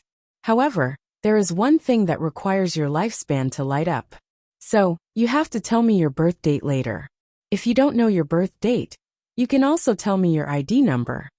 Chun Jindong did not hide it, and told her his ID number. He had heard of this kind of method before. It was all stories. He did not expect that he would be in this situation one day. As soon as the formation was activated, the whole street seemed to have entered another dimension. Everything was extremely quiet. The cars in the distance seemed to be gradually decreasing. Until the last car was gone, an unknown fog rose. Chun Jindong began to whisper Lanya's name. It was actually not safe to use such a formation, because it was equivalent to bringing the yin and yang road to the human world. As soon as the soul-returning lamps were lit, a few black shadows appeared. They walked forward with numb faces, and their clothes were a little wet. After seeing Chun Jindong, they approached him bit by bit. However, it was obvious that since Helian Weiwei could make such a formation, she was not worried about these evil spirits. She smiled and wanted to kill them with the Buddha beads. What Helian Vivian did not expect was that His Highness would be faster than her. In just a flash, he appeared in front of Helian Vivian again. The black shadow behind him was like an exploding smoke bomb, turning into puddles of dirty water. Baligaju just curved his thin lips, and his silver-white ears stood up. He was very gentle and elegant, but it could not hide his demon nature. He looked at Helian Vivian and smiled gently. Killing ghosts is such a dirty thing. How can I let my master do it? Helian Vivian silently put away her Buddha beads. After all, His Highness was very strong today. She would rather be a quiet wallflower, and let him vent his anger first. It turned out that His Highness was indeed more ruthless than usual. There was originally a resentful evil spirit hiding here. When it saw that the situation was not right, it wanted to escape, but it was also killed by His Highness. The evil spirits in the distance trembled. Who the hell said that those with long ears were cute and easy to deal with? Come out. I will definitely not kill you. Chapter 1035. Chun Jindong closed his eyes and couldn't see the changes around him. He also didn't know the gloomy feeling when the soul-returning lamp swayed. In the eyes of outsiders, such a scene was not considered safe. There was an uncomfortable dampness in the air. Generally speaking, such a situation would only occur when the gates of hell were wide open. Usually, no one in the human world would dare to light the soul-returning lamp unless they didn't want to live anymore. The Reapers originally wanted to see who had the guts to bring the yin-yang road to the human world, and were about to take him to hell. Who would have thought? They were dumbfounded as soon as they arrived at the scene. In the smoke, Beligaju stood there with a malicious ghost under his feet. He turned sideways and a cold light flashed in his eyes. "What's the matter?" "No, no, no, no, no." The Reapers immediately retreated 10 meters and shook their heads in unison. Please continue, we're just passing by." The evil ghosts cried, "Lord, if you don't take back the yin-yang road, this person will kill all the ghosts." The Reapers looked at each other and began to look at the sky, pretending not to understand what the evil ghosts were saying. The evil ghosts were speechless. "Okay." Helian Weiwei looked at the last flicker of the soul-returning lamp and smiled. "Ju, you can stop now. They probably won't attack again." The evil ghosts looked at Beligaju and nodded. They looked extremely miserable. His Highness smiled. "Actually, I don't like to fight. If you see me in the future, you'd better take a detour. Look at our ghost-like faces. Even our mothers might not recognize us. How dare you say that you don't like to fight?" The evil ghosts collectively burst into tears. The Reapers felt pain when they watched from the side and didn't dare to get close. They roughly estimated that the Great Devil's mood today didn't seem to be very good. After Beligaju finished laughing, he turned to look at them. His entire body was emitting a black fog that perfectly blended with the night. "The people over there, have you finished passing by?" The Reapers shivered and immediately turned around. They walked straight away and didn't even dare to look back. Beligaju withdrew his hostility and looked at Helian Vivian gently. "The other party is really unfriendly." Helian Vivian coughed softly. "They were all beaten up by you. No matter how friendly they were, they could only kneel on the ground and call you Lord Ju." "Master." Beligaju's silver ears twitched. That handsome face that could make even the moonlight pale had a trace of doubt, as if he was asking Helian Vivian what she was thinking. That look was simply piercing straight into one's heart. Helian Vivian hugged him and rubbed his head happily. She said domineeringly, "They are indeed not very friendly. Next time you see them, continue to beat them up." The Reapers were speechless. Beligaju also reached out his hand and held Helian Vivian's back. The corners of his mouth curled into a devilish smile. That damn order. He couldn't touch her to his heart's content. "Okay, there's one last step." Helian Vivian moved her fingers, and the prayer beads turned into a scimitar. It was the original form of the phoenix bone scimitar. The phoenix blood could condense souls. Chen Zhendong, who was in charge of summoning souls, felt his head gradually become heavy. His body was sometimes cold and sometimes hot. Perhaps it was because his stomach was too painful. He couldn't even hold on and fell to one side. He didn't know what was going on. He couldn't open his eyes because of the pressure. He could feel that familiar aura around him. The person he didn't know how to cherish the most in the past. It seemed like she was right beside him. Chen Zhendong wanted to speak, but he found that he couldn't move at all. He only had a trace of consciousness, and he couldn't even open his eyes. She seemed to be deliberately keeping a distance from him. She didn't hug or kiss him as usual when she saw him. Instead, she stood beside him and whispered wishes for him to be happy. Chen Zhendong clenched his fingers tightly, but he still couldn't open his mouth. It was a bit like a ghost pressing down on the bed. His consciousness was clear, but his body couldn't wake up. She seemed to have misunderstood something. She laughed in his ear and said, "I know you like Xiao Ziqiu very much. But why didn't you tell me that you like her so much? I told you from the beginning that if you liked someone else, I would definitely set you free. Why do you have to make such a fuss?" When did he like Xiao Ziqiu? Chen Zhendong couldn't make a sound, and he couldn't express his feelings at all. He could only listen to her. "Actually, if you told me earlier, you wouldn't think that I'm impatient every time you see me. Maybe in your mind, I'm a shameless and unprincipled person, but in fact, I know what's important and what's not. I don't know if you'll believe me this time, But I can really promise that I won't threaten you with the Lan family. And I won't take the initiative to see you or pester you. Whether it's in this life or the next, I can do it. So little brother Dong, you can rest assured. Little brother Dong. How long had it been since she called him that? Ever since the two of them got together, she liked to call him by his full name. Because she said that since they were lovers, they couldn't just be buddies like before. And what did it mean to call him by that name again? Whenever Chen Jindong thought about it carefully, he would feel that his internal organs were hurting. She wouldn't take the initiative to see him or pester him. In fact, it was a breakup. In a real sense, it was a breakup that she said. It was a sentence that he couldn't avoid for a long time. And not only in this life, but also in the next life. Was she not going to appear in front of him again? In other words, from now on, Chen Jindong was no longer a special existence to Lanya. She would no longer take care of him like she used to. What's more, she wouldn't stretch out her hand and say, Jindong's stomach isn't good, I'll drink it for him. She even rejected him in the next life. Did she never want to come back? What should he do then? Chen Jindong started to feel very cold. His stomach was still cramping, as if something was pressing on his chest, making it difficult for him to breathe.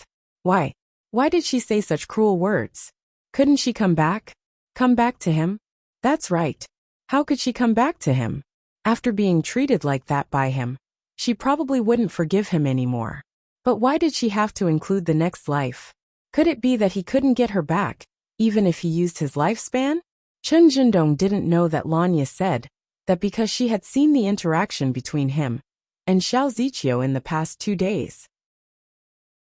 Lanya had also advised him many times to let go of him, but none of them were more straightforward than this time. He showed her the difference in gentleness. When he was with Xiao Ziqiu, he was always more patient. Chapter 1036. Lanya was not sure if he would have been together with Xiao Ziqiu if the contract had not been there. Whenever she thought of this, her heart ached as if it was bitten by a worm. She thought that it was no wonder that he hated her so much that he felt impatient when facing her every day. He even chased her out in the middle of the night, because he would not treat her gently. Lanya did not know what the shop owner said to him to make him agree to help her. After leaving the bar, she had been wandering around, as if she could not go back to the Lan family's house. If she had not heard his voice, she would have been dragged away by other evil spirits. Lanya chuckled softly. This should be the best ending for him. Lanya knew very well that the shop owner must have told Chen Jindong about her car accident to be able to persuade him to help her. Chen Jindong was so smart that he could figure out the reason as soon as he saw the accident site. She did not want him to think that she had an accident because of him. She did not want him to feel guilty. Now that he had helped the shop owner to find her soul, it should make him feel more relaxed and better to be with Xiao Ziqiu. Actually, she did not want him to know that something had happened to her. However, since it had come to this, there was no other way. She wanted him to know that she would not pester him anymore. He did not seem to believe it. Lanya shook her head with a bitter smile. However, she knew him very well. Through this incident, she could see that he still cared about her. She thought that he only hated her. It turned out that it was not because of her. That was enough. Otherwise, she could not bear the fact that the person who had loved her since she could remember hated her for the rest of her life. Even if she had to die, she did not want that. Because if that was the case, it would be too tragic.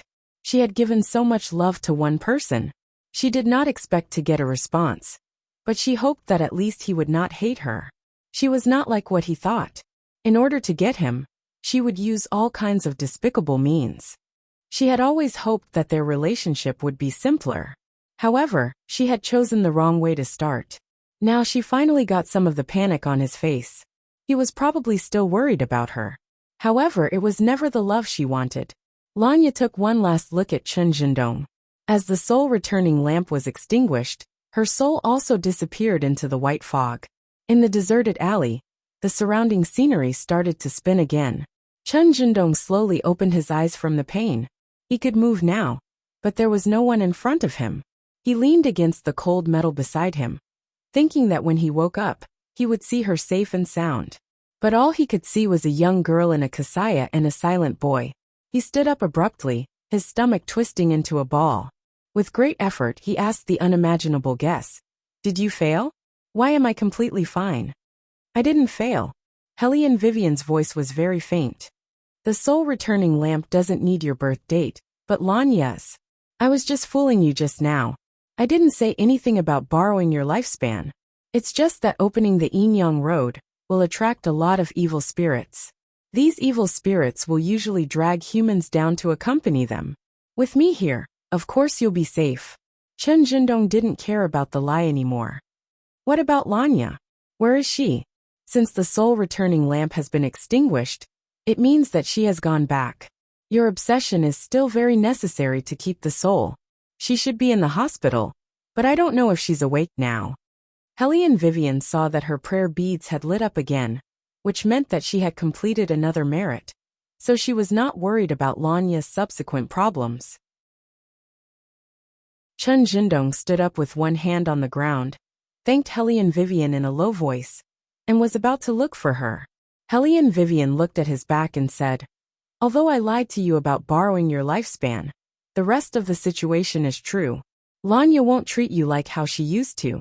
Mr. Chen, you'd better be mentally prepared. Chen Jindong suddenly stopped in his tracks. He paused for a few seconds before he started walking again. He rushed to the hospital that he usually wouldn't even go to at the fastest speed. He wanted Lanya to see him first after she woke up. However, he was really too naive. After Lanya's brother, Lan Shi saw him, he didn't even talk to him. He turned his face and directly asked the bodyguards hired by the Lan family to block one of the corridors of the hospital. The shop owner was right. The Lan family had begun to find a way to isolate him from Lanya. It couldn't go on like this. At least let him sit in a place where he could see her and wait. However, it was obvious that Lan Shi hated him very much. Otherwise, he would have greeted him. He just sneered at him and said, "What are you doing here? I want to see her." What he said was true. Lan Shi didn't believe him. Did Uncle Chen ask you to come? In fact, it's not necessary. My sister has been stubborn since she was born. She will be stupid the first time, but she won't be stupid the second time. You can go and live your own life. You don't have to pretend in the future, and you don't have to let her hide this and that in order to maintain the relationship between the Chen family and the Lan family. Our Lan family doesn't care about these things. Similarly, if such a man approaches her again, I will drive him far away. Chen Jindong was unable to refute Lan Shi's words because he had indeed done so in the past. However, this time, he really didn't think about those things. He just wanted to see her. Just a glance. However, Lan Shi just looked at him coldly, with a very indifferent expression. Chen Jindong, do you know when she was sent here? May 23rd. It has been 5 days since today. Even people who are not very familiar with her have come to care about her. And you are the last one to come. I am her brother, and she is the only girl in the Lan family. She is not delicate, and she has never made things difficult for anyone. Perhaps 3 years ago, when she came back trembling and told me that I should have stopped her when you two were together. Do you know what is at the end of this corridor? It is a sterile ward. In the past 5 days, I have seen her being resuscitated twice. Each time, she really looked like she was about to die. The reason for this result was that after her car accident, no one could arrive at the scene in time. Chen Jindong, you were in the hospital that day. I don't need to tell you how close you were to the scene of the car accident. You know very well in your heart. What were you doing at that time? Talking about everything with a female doctor from the same department. When she was dying, you were doing something wrong to her. I won't tell my father about this, and I won't tell Uncle Chen, but Chen Jindong, don't even think about seeing Lanya again. Chapter 1037. Chen Jindong knew that the experienced young Master Lan definitely had the ability to prevent him from seeing Lanya. But at the same time, he also knew that the relationship between the Chen family and the Lan family would not become enemies because of this matter. If Lan Shi did not allow him to see Lanya, he would talk to his father. The two families were longtime friends. If his father asked, Uncle Lan would agree no matter what. Especially in the past 3 years, you rarely spoke in front of others. For a period of time, I wanted to send you abroad to prevent Lilia from falling deeper. There's something going on between you two, and as a parent I can see it. But your Uncle Lon also told me not to interfere. Son, have you ever thought that no father is willing to see his daughter like this? You don't have any credibility in your Uncle Lan's heart anymore. He won't agree to you two being together again. Why do you have to do this? I want to see her. Chen Jindong sat with his head down and slowly clenched his hands on his lap. I just want to see her. Mother Chen had never seen her son like this. Except for when Father Chen was arrested, he had never been like this. For so many years, their son had never not made them worry. Although they were not involved in politics, their achievements in the field of medicine made their faces glow. Their son had always been strong, and it was rare to see him so fragile, especially when he begged them to do something like this. Children from families like theirs would either need their parents in their careers or in their studies. This child was different. He thought about everything and did not need them to solve problems at all. But now, he didn't look like himself at all. As a mother, she knew her son the best. Mother Chen was aware of the overall situation. After hearing Chen Jindong's words, she put down the tea she made for the father and son and looked at Chen Jindong. Dongzi, it's fine if you want me and your father to come forward, but you have to remember that this time, it's you who let Xiaoyu down. It's the Chen family who let the Lan family down. The Chen couple went to the hospital together and stayed for more than an hour. After all, they were family friends. The relationship between the previous generation was really good. The Lan family did not refuse Chen Jindong to visit Lanya again. However, when Lan Shi saw him again, there was a hint of mockery at the corner of his mouth that they only understood each other. It was as if he was saying that he could ask his parents to solve it if he could not. Chen Jindong did not care what Lan Shi thought of him. He only wanted to see that person now. Even if she was lying on the hospital bed, he still wanted to see her again. It was almost 5 o'clock in the morning. He opened the door and unexpectedly met the person on the hospital bed. Chen Jindong did not expect her to wake up. No one told him. Lan Shi had even chased him out the first time he had come. Chen Jindong's heart skipped a beat, and he just looked at her under the light. She seemed to have lost a little weight, and her skin was very pale. Sitting on the hospital bed, she was wearing a large hospital gown. Her slender wrists were exposed from inside, and the back of her hands seemed to have many needle holes. The traces of the car accident were very obvious. The scar on her arm was still there, and her head was wrapped in gauze. Fortunately, there were no obvious wounds on her face. Her body was not very good, but she looked very relaxed. Her two friends were sitting next to her. One of them was her best male friend, and he was holding a spoon to feed her soup. That was supposed to be his seat, but he came late. Once he was late, that seat would no longer belong to him. Lanya was also looking at him with a trace of surprise on her face, as if she did not expect him to appear here. However, soon, even the surprise on her face disappeared. She just looked at him a little wary. What did he do? Why did she need to be wary of him? Chen Jindong did not understand what she thought of him. He saw Lan Shi walk over and smile at her. There was a hint of sarcasm in his voice. I couldn't stop him. This guy went to find Uncle Chen and Aunt Chen. That tone of voice seemed to have long excluded him from their world. So it turned out that she did not want to see him? Chen Jindong's fingers froze, and his stomach began to hurt again. He did not know where this sense of insecurity came from. However, he could clearly feel that something was different from before. The way she looked at him was different. The expression she made when facing him was also different. He couldn't find any trace of the past on her body. He had fantasized about seeing her again many times, but it was never like this. She sat there and looked at him so calmly. It was as if he was just a stranger to her. Of course, there was also a hint of doubt in her eyes. Why are you here?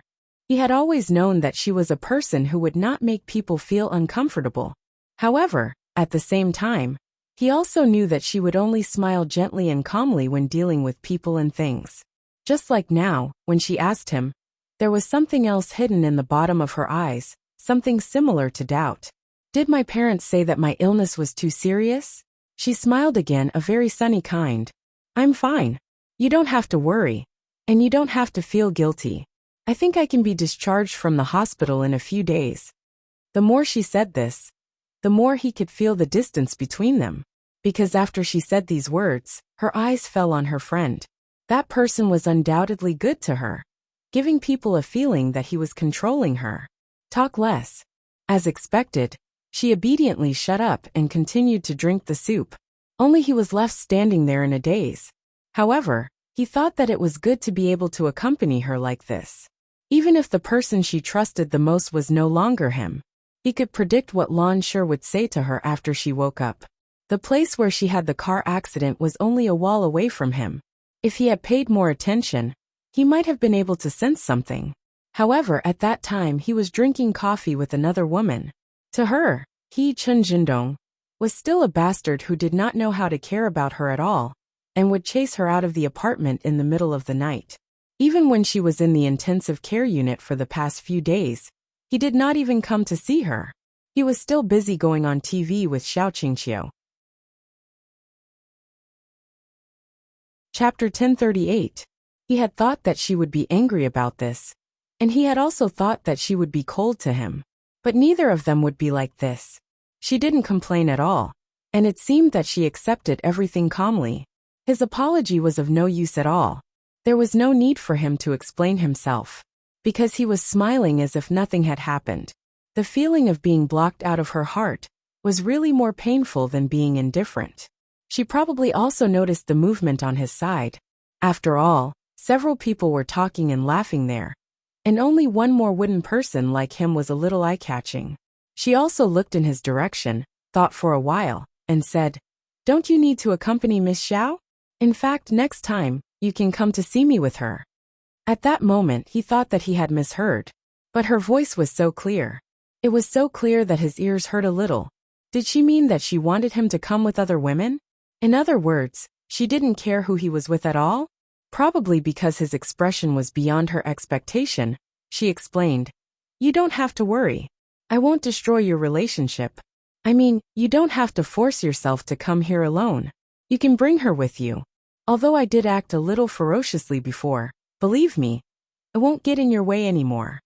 He believed her, and it was because of that that he felt numb to everything around him. In fact, Lanya had thought that he would appear here. After all, he helped her when she summoned the soul. She felt that it was enough. Later, she heard from her brother that her father intended to keep a distance from the Chun family. Then she knew why he came here. First of all, he was really worried about her. Second of all, he felt guilty. As for the third point, she thought the same as him. No matter what the result of the two of them being together was, it should not affect the relationship between the two families. However, he didn't say a word after coming here, as if he was forced to come here by someone. She didn't know how to face it. She didn't know how much he would believe her now. However, what was reassuring was that at least at this point, he wouldn't think that she had planned everything all along. In order to make him believe her, she tilted her head and looked at the person who was still feeding her soup. She pulled him over and said to him, "I will probably hang out with this guy often in the future, so I won't have time to bother you. You should get along well with Miss Xiao. If there is a chance in the future, maybe we can have a meal together, so you don't have to worry that I will embarrass her when I see her. Uncle Chun and Auntie Chun are old, so you should bring them home. It seems that you have said too much. You just found out." A certain someone rolled his eyes and put the bowl of soup aside. She knew that she shouldn't drag a certain someone into this. But if she didn't do this, how could she make him believe her? To be honest, it was inevitable that they would meet again in the future. He was always silent like this, and she would subconsciously think of the past. That would be too tiring. What's more, his actions always gave her the illusion that he cared a lot about her. In fact, she knew very well what he was like when he truly cared about someone, just like how he was incomparably gentle when facing Xiao Qingqiu. Therefore, she would rather not worry about him as a buddy. She felt that there was one thing she had to explain clearly to eliminate his guilt, but she didn't know how to say it, because he was too quiet. Chen Jindong was indeed very quiet, because he had never imagined what it would feel like.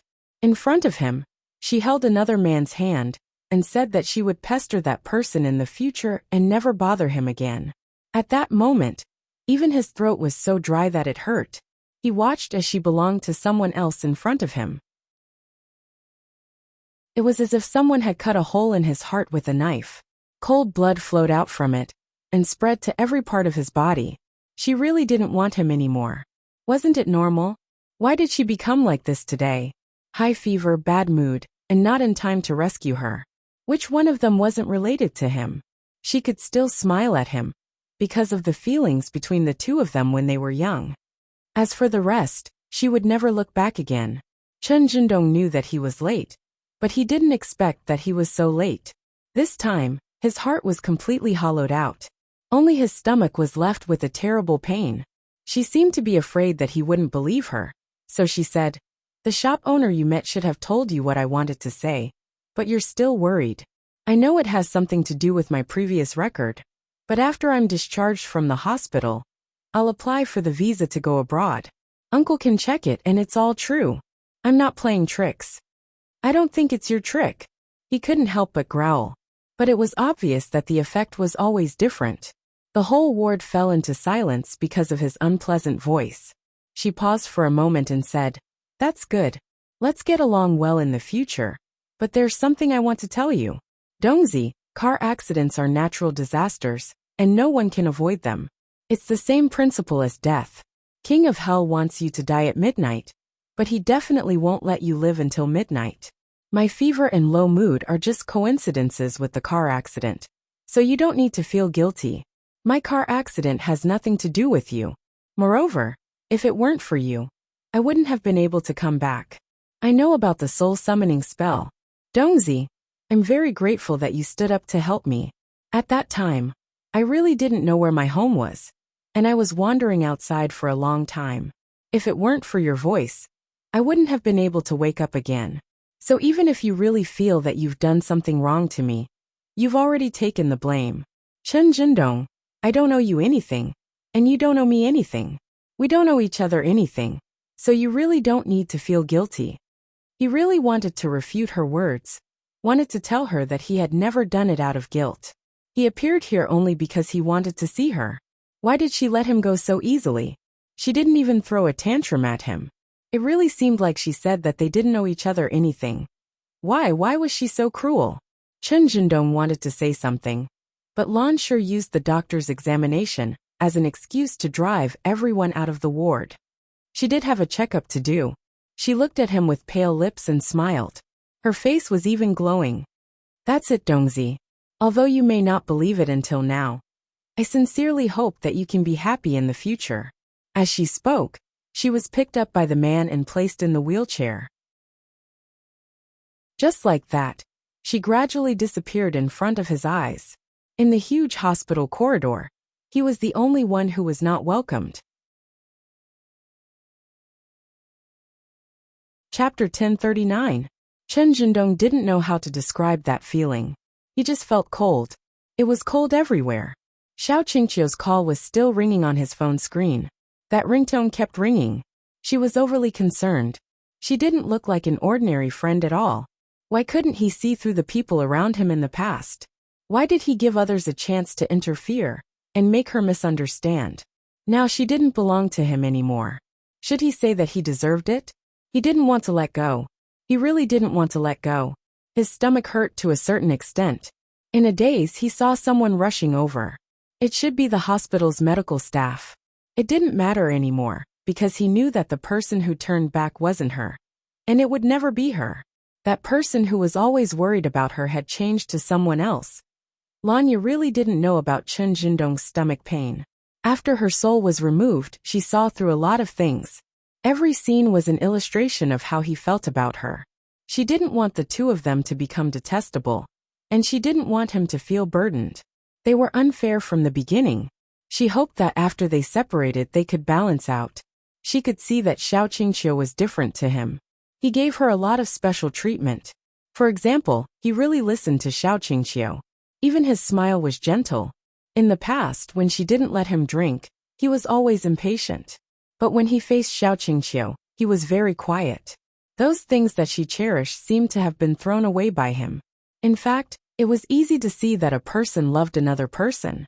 For example, She had a photo of the two of them at home. And what he hid in the drawer was a graduation photo of him and Xiao Qingqiu.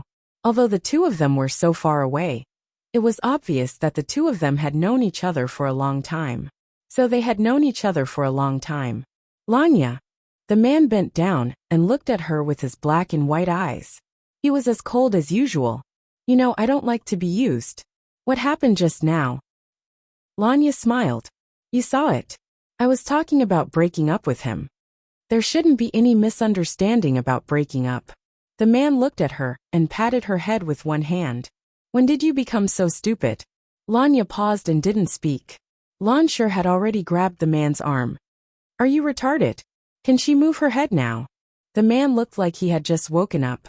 Why can't I move? I'll be more awake if I knock. You Sisgon, move away. Lansher went berserk. He grabbed the man's collar and directly pressed him against the wall. He turned his head and said to Lanya, Little ya, you continue to check. I need to talk to this guy alone. Lanya. After the commotion, Lanya reached out and touched her bandaged head. It seems that you've recovered well. Hellion Vivian appeared behind her just like that. Probably because Lansher and the others didn't close the door when they went out. There was an extremely handsome young man standing by the door. The young man had 2 silver ears on his head, and the smile at the corner of his mouth could make the sun lose its color. Lanya looked back at Hellion Vivian with obvious surprise in her eyes. Shop owner. I'm here for after-sales service. Hellion Vivian sat down casually and crossed her legs. How do you feel? Lanya smiled. Lanya smiled and said, I'm fine. I was thinking of inviting you to my house in 2 days. I didn't tell anyone about the matter of my soul being pulled out. But I mentioned to my brother that you are my savior. I told him that if you didn't send me to the hospital in time, I'm afraid I wouldn't have woken up until now. My brother searched for your address for a long time, but he didn't find anything. He even started to doubt his own ability. Shopkeeper, you really hit it well. If you want to thank me, give me more tips and comments with pictures. Hellion Vivian's thin lips curled up slightly. However, I have a gift for you. Lanya raised her eyebrows and asked, What? A recording. Hellion Weiwei took out a fountain pen and flipped it open. It's about Mr. Chun. You can choose to listen to it or not. It's up to you to decide. Lanya paused. The coldness in her palm made her hesitate to make a decision. Hellion Vivian did not force her. She stood up and stretched, looking very beautiful, like a beautiful little beast. I've been busy for a day and a night. It's time for me to catch up on sleep. Oh, by the way, don't forget to leave a good comment for me on Taobao. Lanya still wanted to ask her to stay. She reached out and grabbed Hellion Vivian's arm. This time my family and I all want to. You don't have to be grateful. Hellion Weiwei mischievously blinked her eyes and interrupted her. Business is business. The customer satisfaction is our greatest service objective. Lanya said, We've prepared a sum of money. I think you should like money very much. Hellion Vivian suddenly paused and held her hand. Please be grateful to me. Pft. Looking at Hellion Vivian's serious expression, Lanya finally smiled. This shop owner looked very cool, but in fact she was very cute. And the young man she brought with her. Lanya had never seen such a unique person. It was as if time could not leave any trace on him at all. No one existed in his eyes. Except for this shop owner who could make him smile. Everything was like a pool of stagnant water in his eyes. Even the clothes he was wearing were rarely seen on a normal day. Besides, who would wear gloves when going out? For some reason, Lanya always felt that he was dressed like the little demons described in comics. Thinking of this, Lanya was stunned. Demon? Are these two people really not human? But the shop owner gave her a very warm feeling. If they were not human, would they know so much about humans? No, that was not right. She could only be sure that the shop owner was human. But that young man, there was no trace of smoke on him. Lanya unconsciously fell into contemplation. Hellion Vivian raised her eyebrows. What? Nothing. I'm just curious about the identity of the person beside you. Lanya said straightforwardly. After all, she did not want to hide anything from the person who saved her life. Of course, she did not want Hellion Vivian to misunderstand. Don't mind it. I don't mean anything else, and I won't tell anyone. Hellion Vivian listened to Lanya's explanation and smiled. He is my lover. It was just a few simple words without any prefix. It seemed to be saying that no matter what the other person's identity was, in front of her, he was only her lover. Lanya chuckled. What a handsome lover. Yes, what I like is his face. Hellion Vivian did not forget to look back as she spoke. When she found that a certain highness was gone, she immediately stood up. She did not look like she only liked the other person's face. Chapter 1040. Lanya didn't expose her. She was always envious of this kind of relationship that seeped into her bones. The person you loved also happened to love you. This was probably the most wonderful thing. And she and Chen Zhendong would never be together. Because Chen Zhendong had his Xiao Qingqiu. After Hellion Vivian left, the doctor who examined Lanya walked in. The recording pen was in Lanya's pocket. She didn't open it to listen, but her fingers never left the recording pen. She was in a daze no matter what the doctor said to her. After Hellion Vivian handed the recording pen to Lanya, she didn't interfere much. After all, only the two of them knew whether to continue this kind of thing. Where did he go? Hellion Vivian looked around the ward, but she didn't see His Highness. She couldn't help but feel strange. After all, ever since she became small, that person had never left her sight. The sun rose higher and higher. When it shone down directly, it hit one's face, making it impossible to open one's eyes. And it was under such a strong sun. Elder Yu, who had finally gone out for a stroll, actually felt a chill coming from behind him. What's going on? The old man held the red string in his hand and circled it twice. He deliberately stopped for a moment, then turned around and squatted in a corner. The people who came and went were all looking back at him with deep meaning in their eyes.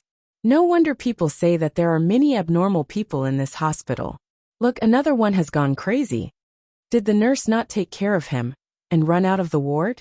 The people whispered to each other, but the old man acted as if he didn't hear them. He continued to lower his head and look around, as if he was guarding against thieves. Then he muttered in a low voice, "Strange, where did that cold air come from? I clearly felt that something bad was nearby. But why was it gone when I turned around? Did I shake it off?" "Old man!" A deep voice came from the top of his head. Elder Yu waved his hand without raising his head. "I don't want a single yuan. If you want to give me more. Who said I was going to give you money?" Her graceful nobility was mixed with a hint of mockery. It sounded very familiar.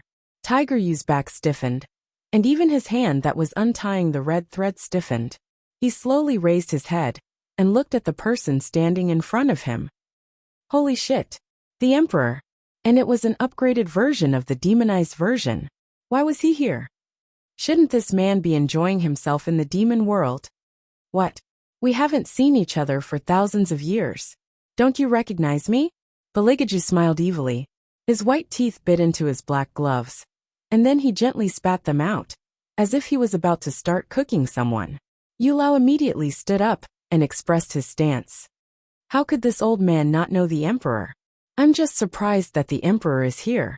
I was just about to greet the Emperor. Is that so? Unlike in front of Hellion Vivian, Baligaju was now in his adult form. He raised his eyebrows and looked at Elder Yu. Black fog spread out from behind him, as if the entire hospital's aura would be devoured by his demonic nature. Are you sure you didn't want to run away just now? Elder Yu shook his head like a rattledrum, and his attitude was very firm. Absolutely not. Very good. Baligaju reached out his hand, wanting to touch his red thread. Elder Yu was a person with a divine position.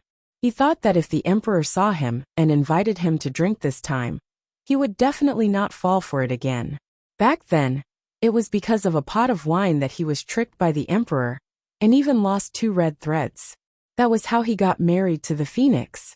This time, he had to withstand any temptation. But Elder Yu never thought that he would actually rob him in broad daylight.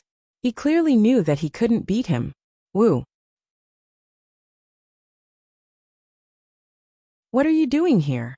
Baligaju casually fiddled with the red thread in his hand. Elder Yu felt that he had to protect these marriages well. If he couldn't win, he could only ask for external help. With this thought in mind, he snatched the red thread back from His Highness's hand and shouted at the passers-by. "Help! This person is a demon. He wants to eat me." The passers-by who were shouted at. Baligaju glanced at him, then turned around and smiled at the passers-by. The passers-by immediately felt as if everything had been revived. "There's something wrong with my family member's nerves. I can't persuade him to go back by myself. Can you help me call the doctor?" Baligaju seemed to be a little distressed. He pressed his forehead with his fingertips. He always likes to bring himself into a deified world and see everyone as demons and ghosts. Seeing this, the passers-by immediately nodded. "Don't worry, I'll inform the doctor after I go in. You calm him down first." "Thank you so much." Baligaju's elegant etiquette had always been impeccable. "You're welcome." Elder Yu stood at the side and watched in a daze as the person he was originally asking for help made a gesture of encouragement to Baligaju, as if he was about to complete an amazing mission. Then, he quickly ran into the hospital. He felt that he was retarded. How could he reveal the identity of the emperor? No one would believe him at all. What a pig's brain.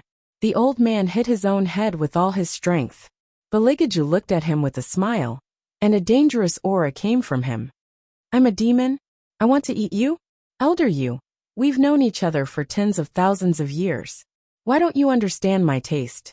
You're so old, so you won't be in my hunting range." Elder Yu. Why did he feel like he had been stabbed in the knee? "Alright, let's talk. Why is your red thread so messy?" Baligaju gently lifted the red thread with his fingertips, and there was a strong sense of oppression between his brows.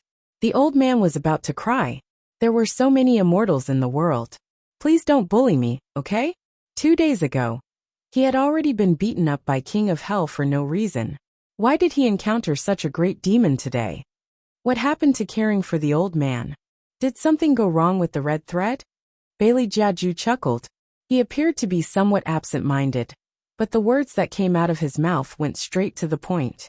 If this kind of thing is known by the heavenly axiom, your divine sense should be weakened by another layer. The old man knew that he couldn't deal with a certain someone, so he shrunk his shoulders and simply confessed everything. It turned out that he had come to the human world to drink and accidentally lost half of the red thread, almost ruining a couple's marriage. He was now trying to save it. Fortunately, the woman's luck is good. She seems to have met some kind of benefactor. Otherwise, it would really be a dead end. As Elder Yu spoke, he wiped the sweat on his forehead with his sleeve. When he thought about it, he felt that it was a false alarm. Baligaju roughly knew who the benefactor he was talking about was. He lowered his head and looked at the faintly discernible red threads, and his eyes flashed. It was just the most ordinary thing, but it could determine marriage. "These red threads are all used by you. Where are the ones you haven't used?" Chapter 1041. Baligaju's voice was very indifferent, and it even sounded a little nonchalant. However, Yu Lao knew his character very well, so he immediately became vigilant. His entire body was on guard, guarding against Baligaju like he was guarding against a wolf. What does Emperor want to do? Give it to me. Baligaju's line of sight was lowered. No matter when one looked at his handsome appearance, it always gave people a feeling of superiority. It was a very simple word, but it was very stressful for Yu Lao. Emperor, that's not very good, right? Yu Lao felt that he had to learn to refuse, even if it was a little tactful. Unfortunately, Baligaju didn't want to be tactful with him. "Do you want the heavenly axiom to know that you were drunk and neglected your duty?" Yu Lao shook his head desperately. Baligaju looked at him and smiled. "You can choose not to give it to me. After I snatch it, it'll be the same if I expose you to the heavenly axiom." How could this man always say such shameless words so naturally? Yu Lao's face was full of tears as he obediently placed the 2 red strings that he hadn't used before in Baligaju's hand. "Emperor, what do you want the red strings for?" He had to ask where they were going to go. This way, he could think of a way to change them. Baligaju raised his eyebrows. "Of course it's for Phoenix to tie me up. What else can it be used for?" Yu Lao was stunned. "Aren't you going to help someone else? Do I look like I have so much free time?" Baligaju glanced at him coldly. Yu Lao scratched the wall. Emperor, you've already tricked me into a marriage once. If you hadn't drunk me back then, I wouldn't have made such a big mistake. Beligaju ignored him. He took the red strings and wanted to leave. Yu Lao's voice suddenly sank. If Phoenix knew your true intentions back then, things wouldn't have turned out this way. You've been scheming against her from the beginning. So what? Beligage's footsteps only paused for a moment, before he quickly left that place. Elder Yu was still looking at the pile of red strings and fretting. He didn't expect to see Hellion Vivian when he looked up after tidying up. It turned out that she had been standing there the whole time.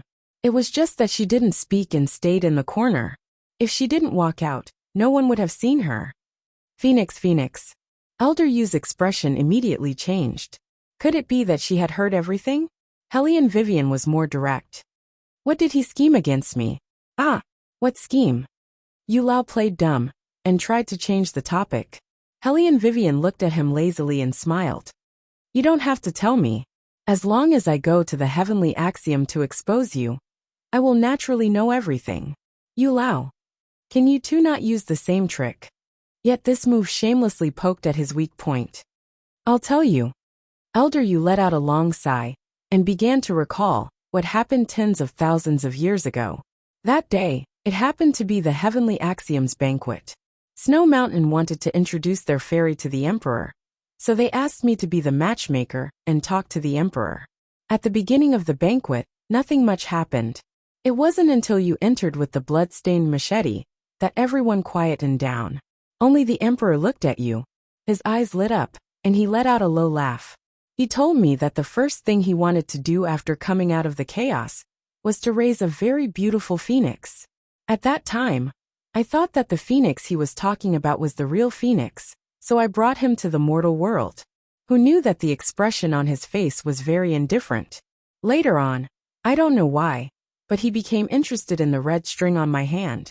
It was probably because I told him that once the men and women in this world were tied by the red string and tied a dead knot, they would only belong to each other. That was why he took the red string and tied the two of you together. He said that the phoenix in the mortal world couldn't be compared to the one in Buddhism. The prouder something is, the happier it is when it submits to you. Only then did I know that the one he had always wanted to raise was you. Hellion Vivian quietly listened to Yu Lao's words and didn't say anything. She just looked at the mess in his hand and asked, Is your marriage fate wrong? Yu Lao couldn't figure out what Hellion Vivian was thinking. It's being remedied. One part of it is almost recovered. Yes, I know, because the benefactor you mentioned just now is me. Hellion Vivian stretched lazily. Is there a knot between them? Yu Lao coughed lightly twice before saying, Logically speaking, all the red strings in the world should be knots. After all, marriage fate is also formed by walking.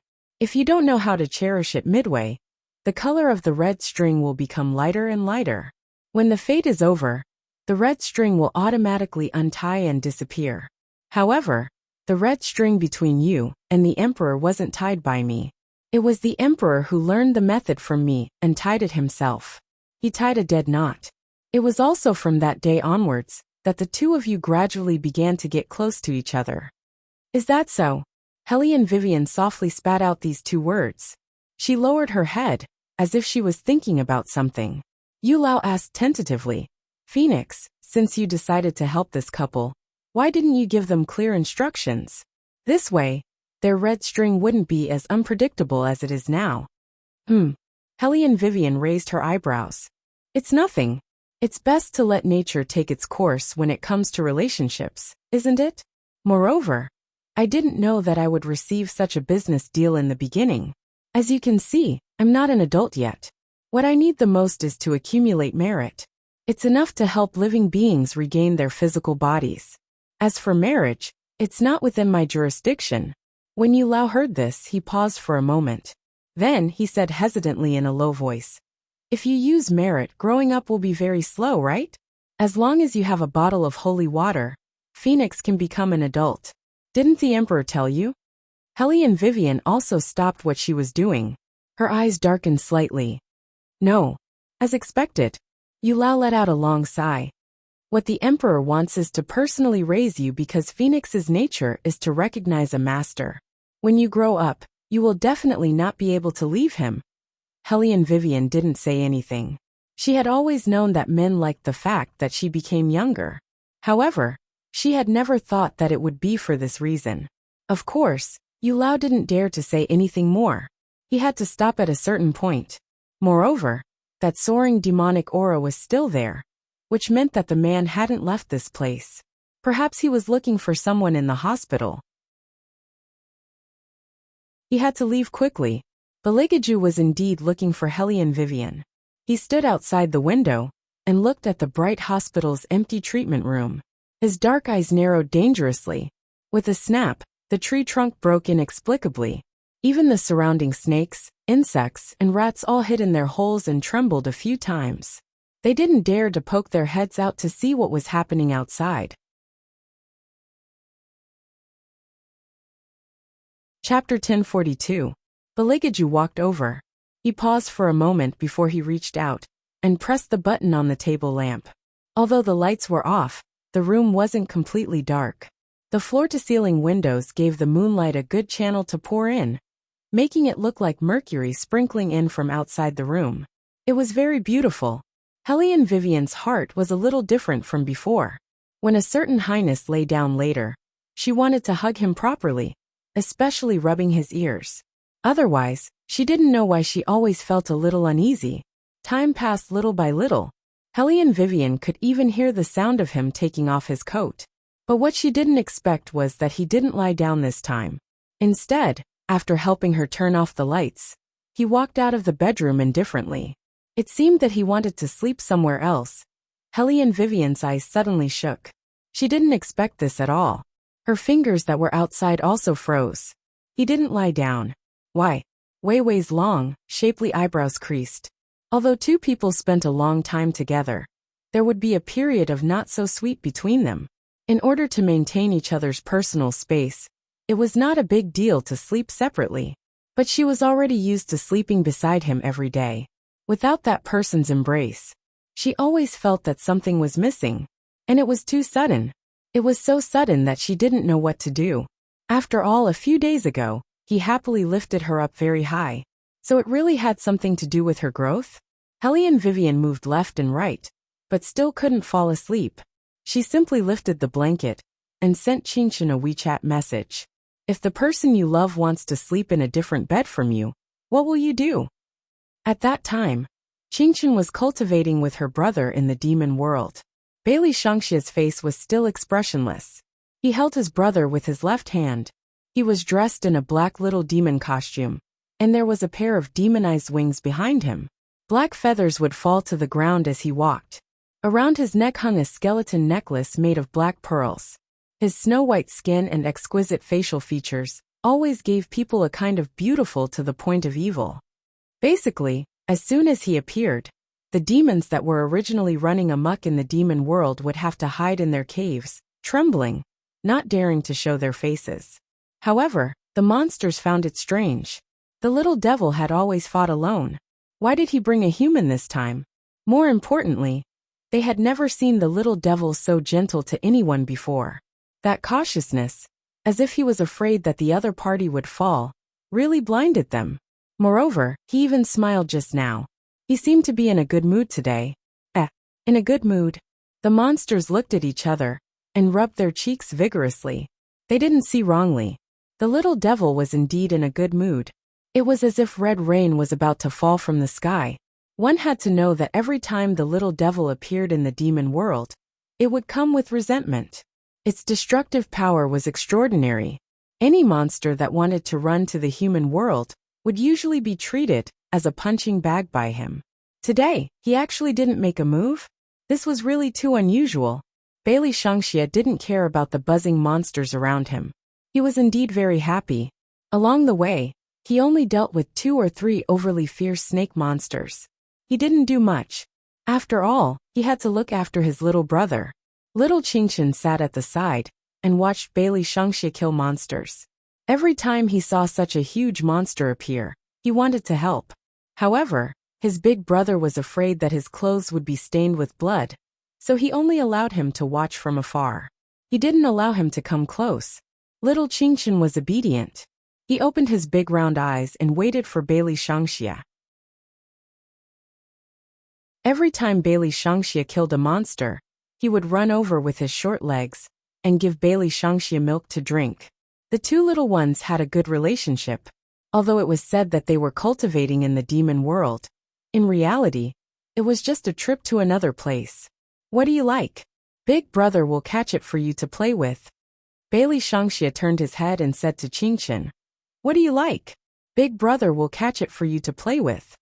Qingchen didn't really want anything. The pearls that his big brother gave him last time were still there, as well as some jewelry. Every one of them was new. However, it was his first time in the demon world, so he still felt that it was strange. The little one stood there and looked left and right. As if he had discovered something, he suddenly ran 2 steps forward and grabbed a furry tail, wanting to pull it. Bailey Shangxia followed behind him. He wanted to wait until his little brother couldn't pull it out before he helped. Who knew that the monster thought that the little devil was gone? So it arched its body and wanted to eat someone. Bailey Shangxia's eyes suddenly narrowed. He grabbed the tail with his right hand, then pulled it up and kicked it hard. There was a bang. The monster flew more than 20 meters to the east and instantly turned into a puddle of disgusting black water. Qingchen knew that in the demon world, such man-eating monsters would often come to the human world to cause trouble. The monster just now must have been looking for a crack to the human world. Fortunately, his big brother stopped it. Otherwise, many people in the human world would have died for no reason. Bailey Shangxia frowned. Without waiting for Qingchen to speak, he held his little brother's hand and lowered his head to blow on it. Obviously, he was worried that the monster just now would hurt Qingchen. My phone rang. Qingchen tilted her head and took out her little phone from Bailey Shangxia's pocket. Bailey Shangxia leaned over to take a look. With a cool face he asked, "Who is it?" "It's Beauty Wei Wei." Qingchen looked at the profile picture, and then at the WeChat message. She was very confused. "This is?" Bailey Shangxia seemed to be experienced. "You're getting a divorce." Qingchen. "It's just sleeping separately. Why are they getting a divorce?" "Yes, in the future, when the judge asks me who I want to be with, I will say I want to be with mother." Bailey Shangxia immediately expressed. Qingchen. "It's not getting a divorce. Why did his big brother already think of that?" "Don't worry, mother and father's divorce won't affect us at all. I will take care of you." Bailey Shangxia reached out and patted the little one's head. Little Qingchen heaved a long sigh of helplessness as he rested his forehead on his hand. Why did he feel that his elder brother was looking forward to the divorce? But how to solve the problem of sleeping separately? He didn't seem to know either. "Let's go out for a drink. Have a heart-to-heart talk." Qingchen lowered her head and typed on her phone seriously like a little adult. Helly and Vivian looked at the reply on the screen. It was fine to go out on a date, but it was not bad to have a drink. Didn't they say that one would speak the truth after drinking? She could ask him what exactly was on his mind. Did he really only want to take care of her? Otherwise, why did he walk away just now? Or was he tired of her? Helly and Vivian raised her eyebrows. No matter what, she had to talk about it.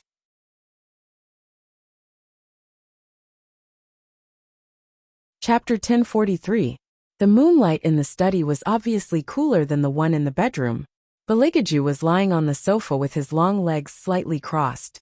He looked at the ceiling with his deep eyes and tugged at his tie with his left hand. Although he was still in his adorable state, his expression was more chilling than ever. The demons didn't dare to approach such a king. They didn't know what was going on, but they were sure that it had something to do with the princess. No one knew what Baligaju was thinking. He raised his arm and covered his forehead. His posture was lazy and handsome, but it was deadly dangerous. No, it was more accurate to say that it was cold than dangerous. His whole body was exuding a strong demonic aura. This was a state that only appeared when he was unhappy. Although no matter how much two people liked each other, there would be space between each other. Even if he knew this kind of thing, he also wanted to monopolize her. Let that person's whole body, including her soul and thoughts, belong to him at all times. Baligaju opened his eyes. There was a faint light in his eyes. Should it be said that she cared about too many things? It seemed that no matter what, she couldn't put only him in her heart. Baligaju was thinking, when he turned around and saw her at the door of the study. Do you want to drink some wine? Helene Vivian raised the 2 bottles of dry red wine in her hand. She sat down cross-legged and began to open the wine. Baligaju reached out and took the wine opener. He lowered his eyes and smiled. How can I let master do this kind of thing? To be honest, Helene Vivian faced such an innocent face. It was really difficult for her to be ruthless and get a certain highness drunk. But thinking about it carefully, a certain highness was drunk, so she could trick him, rub his ears, and hug him to sleep. Helene Vivian didn't care about anything else. She picked up the wine glass and clinked it with Baligaju. Both of them were wine experts, so the red wine they drank was naturally not bad. But Helene Vivian thought that she would drink a certain highness and then put her hands on him. Who would have thought that in the end, the one who got drunk was her? When she woke up the next day, her head was extremely heavy. Helene Vivian glanced at the kasaya she was wearing. Other than the fact that it was a little messy, it was still on her. Perhaps she was being too narrow-minded. But why didn't anything happen last night? In the past, even when she had just woken up, he would hold her down and not let her get up. Is the enthusiasm fading now? Could it be that he had really reached the stage of boredom? Helene Vivian shook her aching head again. Come here, drink some hangover soup. Baligaju frowned as he looked at her. She must have just taken a shower, as her whole body was filled with the fragrance of the shower. Helene Vivian held the bowl and drank the soup. Then she began to do nothing. Something had indeed changed. He didn't kiss her. In the past, whenever she finished drinking anything he brought over, he would pinch her chin and lower his head to kiss her, no matter what the occasion was. But these 2 times he did not kiss her. Helene Vivian couldn't figure it out, and started to brush her teeth with a toothbrush. Was it because she had grown up and made him lose the pleasure of raising her? If that was the case, he would have just said it. Why did he have to be like this? Helene Vivian spat out the mouthwash and frowned at herself in the mirror. She decided to get a certain highness drunk again tonight. Since it was inconvenient to go out at night, she would put a sign on Taba that she was not open for business temporarily. That way, she wouldn't ruin her reputation if she didn't accept the orders. Helene Vivian opened her laptop, entered her account number and password, and quickly entered the background of the online shop. The rules of her Taba shop were very clear. She only did business during the day and only did business at night. It was not easy to confuse. All this time, no one would ask about ghosts during the day. Unexpectedly, Helene Vivian received a message as soon as she logged in. Shop owner, I want to ask you to help me. We seem to have met a ghost, but we also don't seem to have met one. But it's too scary. Someone has died around us. The police said it was an accident, but this accident came too coincidentally. There must be something going on. Shop owner, help us investigate. The person who left the message was a girl. From the looks of it, it was very serious. After all, it was very difficult for an ordinary evil ghost to take a person's life. At most, it would make people feel depressed and scare people. Moreover, evil ghosts had to use a medium to kill people. They would not suddenly kill people. After a person was followed by an evil ghost, the first thing they should do was to dream. They would not die just like that. Helene Vivian intuitively felt that this matter was not simple. She typed word by word. I want to know the meeting address, contact number, the guest's name, and the location of the incident. Shop owner, I've finally waited for you. The person on the other side of the computer seemed to have grabbed onto a life-saving straw as he typed quickly. They all said that you would only appear at night. We've been waiting for you since yesterday. We've been waiting for you for an entire night. We thought there was no hope. Helene Vivian replied. I originally planned to rest for 3 days, but it seems that I can't do that now. The breeding of evil spirits could easily create a gap between the human world and the demon world. She had to see what was going on. After all, a ghost stained with blood would kill a second person after the first time. Leaving such a ghost in the human world would definitely become a disaster. Helene Vivian had dealt with many such cases before. Because in this world, there were many cases of people dying inexplicably. The media would tell people that the other party was an inhumane serial killer. In fact, half of those serial killers were indeed human. The other half were malicious ghosts who took pleasure in killing people. Such malicious ghosts must be eliminated. Hellion Vivian looked at the glowing prayer beads on her wrist. If she did it again, she should be completely grown up. What would His Highness's attitude be then? Would he think that she was not as interesting as when she was young? Hellion Vivian lowered her eyes. She did not care what his attitude was. What should be done had to be done. You mean it's not just you? Hellion Vivian typed with her fingers, and her expression was very indifferent. How many of you? There was a quick reply from the other side. 4. What's your relationship? Colleagues, classmates, or friends? Hellion Vivian asked in detail. After all, under normal circumstances, it would not be so easy for malicious ghosts to appear if they were very popular. We are all graduate students. We are about to graduate. It was indeed difficult to tell if they were just chatting online. Let's talk about it when we meet. Give me your address. Chapter 1044. Yes, we're in the Wadeyaka shopping district, a Korean restaurant. However, the other two still have to do experiments. Boss, can we meet in the afternoon? Wadeyaka again. It seemed that most of the universities in Beijing were there. It felt like the people who got into trouble were all concentrated in this age group. It was probably because she was too impetuous, so it was easy for resentment to grow. Hellion Vivian replied with a okay, and then wrote down the contact details. It was about 10 o'clock now, so there was still some time before the afternoon. In the past, she would still be lying in the coffin in His Highness's arms at this time. Such a scene had never happened before. Hellion Vivian looked at Beligaju, who was sitting in front of her and drinking blood. He was still very cute. She just couldn't find the problem. If she had known earlier, she would have caught Yu Lao and beaten him up. As expected, people in love weren't so open-minded. The more she cared, the more she couldn't ignore some things. Hellion Vivian thought that she was already very good at chasing people. After all, she had the aura of a domineering CEO. No matter when, Hellion Vivian was always very confident in her position. Speaking of which, would she get any inspiration from reading novels? Hellion Vivian had always been a person of action. She jumped up from the bed and found a more remote place. Of course, she couldn't do this in front of His Highness. Otherwise, how could she get him drunk at night? Beligaju watched her movements and spat out the blood bag from his thin lips. His long and narrow eyes narrowed. Hello, young Master Tang? Hellion Vivian felt that it was a little awkward to talk about this kind of thing. What's your wife's phone number? The man raised his eyebrows playfully and stopped cooking the noodles. Why are you looking for my wife? Well, isn't she writing novels? I want to talk to her about some women's topics. Hellion Vivian's voice was lazy. It's not convenient for you to listen. Hurry up and tell me her phone number. The man smiled. He rolled up his military uniform with one hand and put the phone on his shoulder. He was incomparably handsome. I won't say. Hellion Vivian. Why did she have such a boss and good friend? He really deserved a beating. You seem to be very angry? The man's lips curled into a mischievous smile. Is there a problem with your man? Hellion Vivian chuckled. If you're too smart, you'll be silenced. There are so many people who want to assassinate me.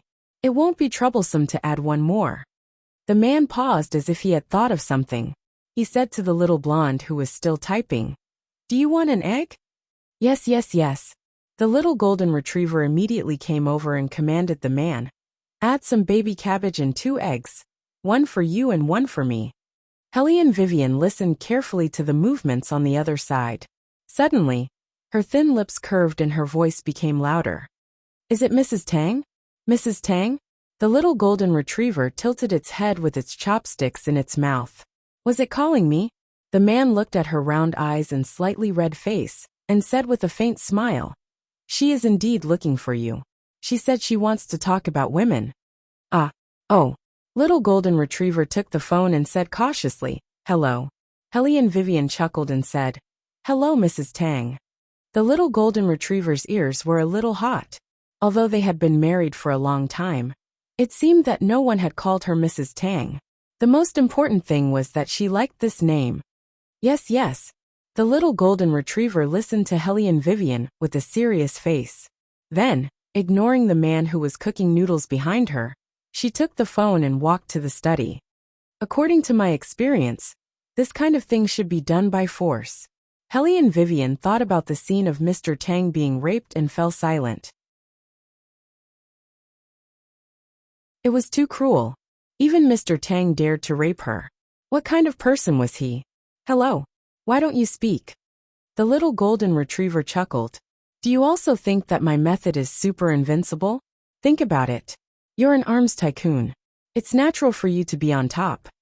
It was very rare for the two of them to hit it off so decisively in terms of positioning. Helene Vivian immediately accepted the little golden retriever's proposal. Do you have a more detailed plan? Of course. The little golden retriever immediately said. Is there any wine at home? Get him drunk first. Then get a pair of handcuffs. Use a harder one to open and hide the key well. As long as you can handcuff him to the bed, he'll be at your mercy. In the past, when I was dealing with Fox Tang, I used this trick. Drunken mess. After that, Fox Tang cried and asked me to take responsibility. You should know that women like us will definitely take responsibility for men to the end. Helene Vivian didn't speak, because she couldn't imagine what kind of scene it would be. Wait a minute. Any handcuffs in Mr. Tang's hands should be unlocked in minutes. That person maintained the national record for weapon disassembly. What was a pair of handcuffs to him? Unless Mr. Tang was willing to do it. In other words, he deliberately got drunk, and then let others take responsibility for him. Shameless, too shameless. However, Mrs. Tang's idea could be considered. Ordinary handcuffs didn't work on His Highness. Then what about other things? I understand. I'll do as you say. Helene Vivian also laughed. When the time comes and it's successful, I'll tell you. Okay. The little golden retriever happily hung up the phone. When she turned around, she saw the man leaning against the door frame and staring at her. His legs were very long, and his military uniform was straight. However, the collar was pulled open by her when he kissed her just now. It made him feel sexy and seductive. Suddenly, she remembered the two of them in bed this morning, and couldn't help but blush. But that wasn't the point. The point was, he didn't hear what she said on the phone just now, right? The noodles will get cold if you don't eat. The man walked over and looked down at her bare feet. He sighed helplessly. How many times have I said that even if the room is carpeted, you have to wear shoes? Give me your hand. I'll carry you to the living room. The little golden retriever was still guilty. Of course, she would do whatever the man said.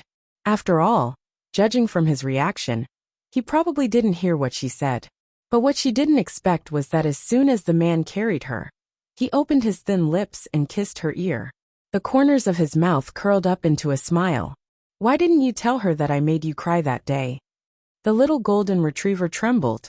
Before she could stop him, she was pressed into the soft sofa by the man. Then, his slightly cold lips landed on her body again and again. He restrained her wrist with one hand, not giving her a chance to get up at all. He really did hear it. What about carrying her to the living room? It was all a lie. Oh.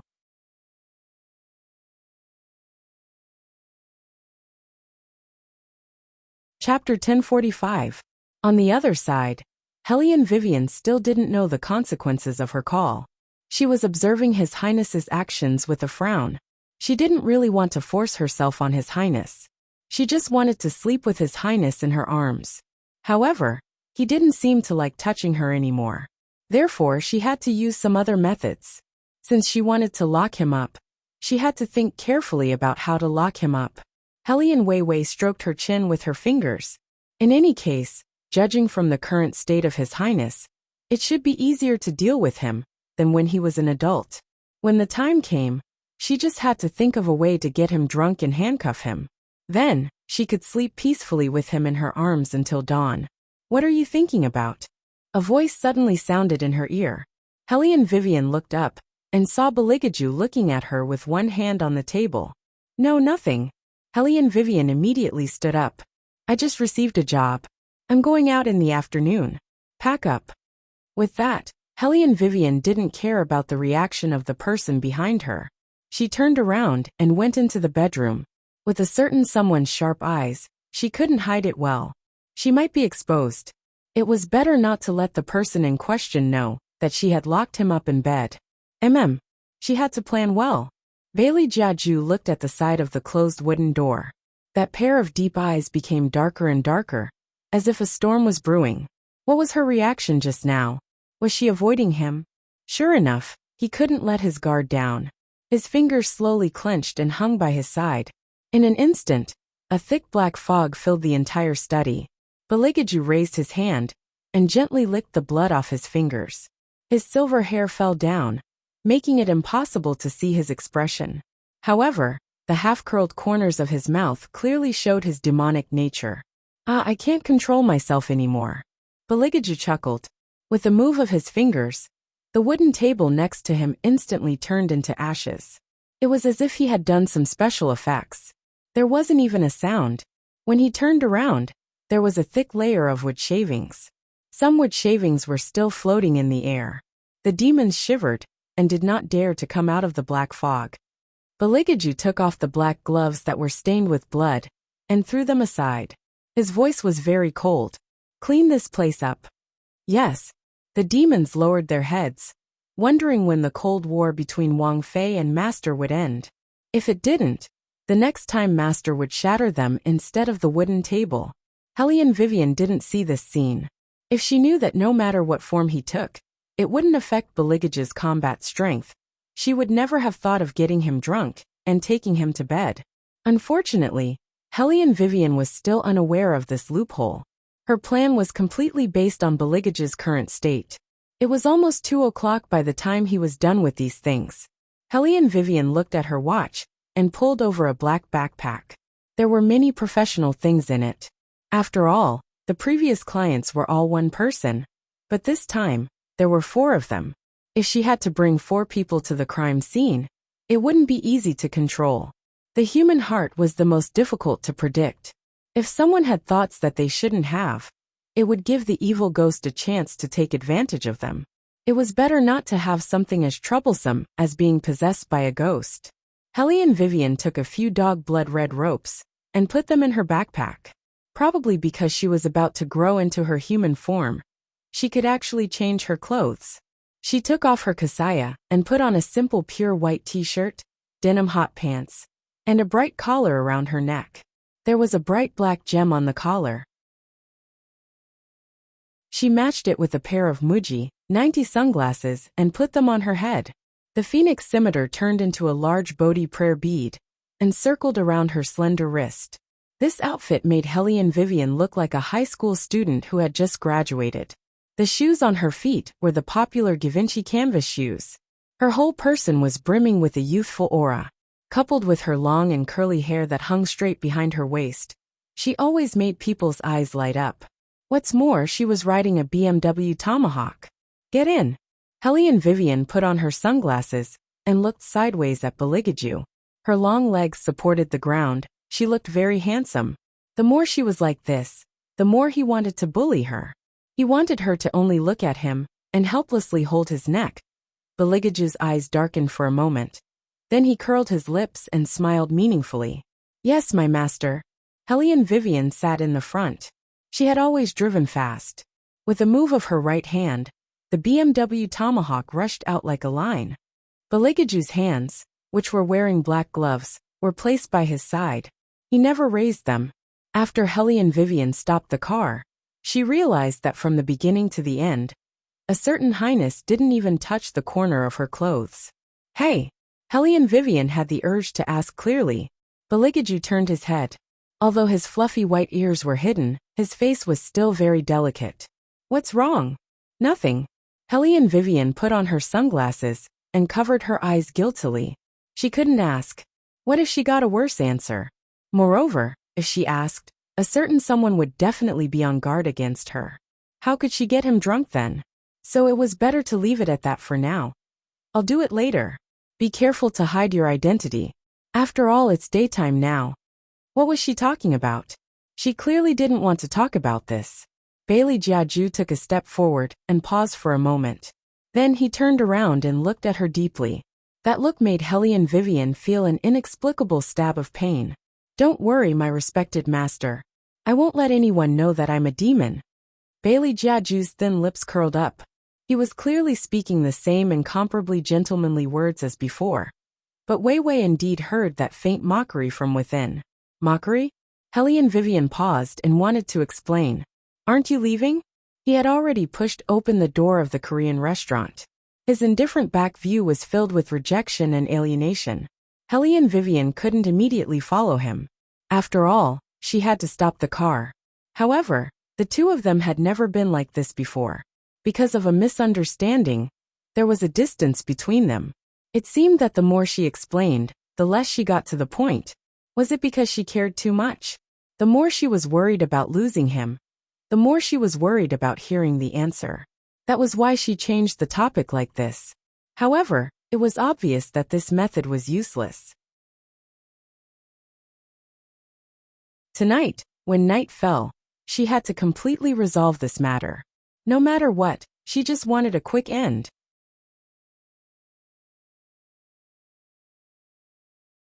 Chapter 1046. This was because it wasn't time for dinner yet. Hence, there weren't many people in the restaurant. However, the decorations were especially beautiful and had the characteristics of a cave. As soon as she pushed open the door, she could see Quan Jilong's billboard. The heavy metal atmosphere was very strong, and Big Bang song was playing. As soon as Hellion Vivian entered, her gaze fell on the innermost table before she even took 2 steps. Because there were only 4 people sitting there, it was obvious that they were indeed postgraduate students.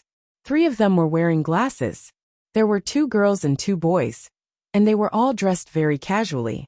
Hellion Vivian walked towards them. The atmosphere between the 4 of them was very solemn. They didn't order anything to eat. Instead, they each ordered a cold drink with an ashtray in the middle. All of them had their heads lowered, and no one knew what they were thinking. One of them sensed that Hellion Vivian was walking towards them, so she tugged at the blue shirt next to her. "Jing Tian, someone's here. Is it the Taobao shop owner you contacted?" The person named Jing Tian raised her head, and the other 2 did the same. "Hello, I'm Hellion Vivian. I'm from the Enyang shop." Hellion Vivian was very straightforward, and didn't say anything unnecessary. "Can you tell me what happened that day? It's best if you can be more detailed." The 4 of them didn't speak, because they never expected that the master they were looking forward to would be a high school student. And such a beautiful high school student? The young man behind her was even more indescribable. He looked like he was in his 3rd year of middle school, right? However, he had a handsome face that made people want to scream, short silver hair, and the clothes he was wearing. A black tuxedo? Tight gloves without a single wrinkle? What era was this outfit from? Hellion Vivian saw that the 4 of them were still sizing her and Baligaju up, but she didn't rush them. After all, from a psychological point of view, most people wouldn't believe in the existence of experts younger than them. The 4 of them had the same expression on their faces, and they looked at each other for a long time. In the end, it was Xiao Jingtian, who was in contact with Hellion Vivian, who spoke. "Are there only 2 of you in the shop? Where's your manager?" "I am the store manager." Hellion Vivian smiled gently. "You can tell me anything." Xiao Jingtian was still hesitating. She glanced at her 3 companions beside her.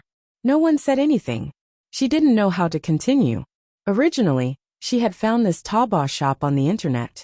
Many people said that this shop was very effective. She also went into the Taobao shop and specifically looked at the positive reviews. Although there were very few people who left a review, basically maintaining 1 review every 2 days. Every review was very real. It didn't seem like a gimmick. What they were most afraid of now was encountering a warlock who didn't know anything.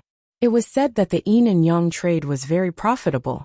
9 out of 10 feng shui masters were fake, and the remaining 1 might not be famous. After all, in this era, everything was hyped up. She had also asked her family to look for Master Xiao Yin, who had been on TV recently. When the other party heard that someone had died, he didn't even dare to pick up the call. He only said that he was too busy recently and needed to cultivate. Xiao Jingtian didn't believe him at all. In the past, When did he not show up when money was spent? All they did was use ghost shell divination to fool people. This time he definitely didn't show up because he was afraid. The more the situation was like this, the more Xiao Jingtian didn't dare to trust people casually. Hellion Vivian also saw her concerns. Since you've come to me, you should have seen the rules of my shop.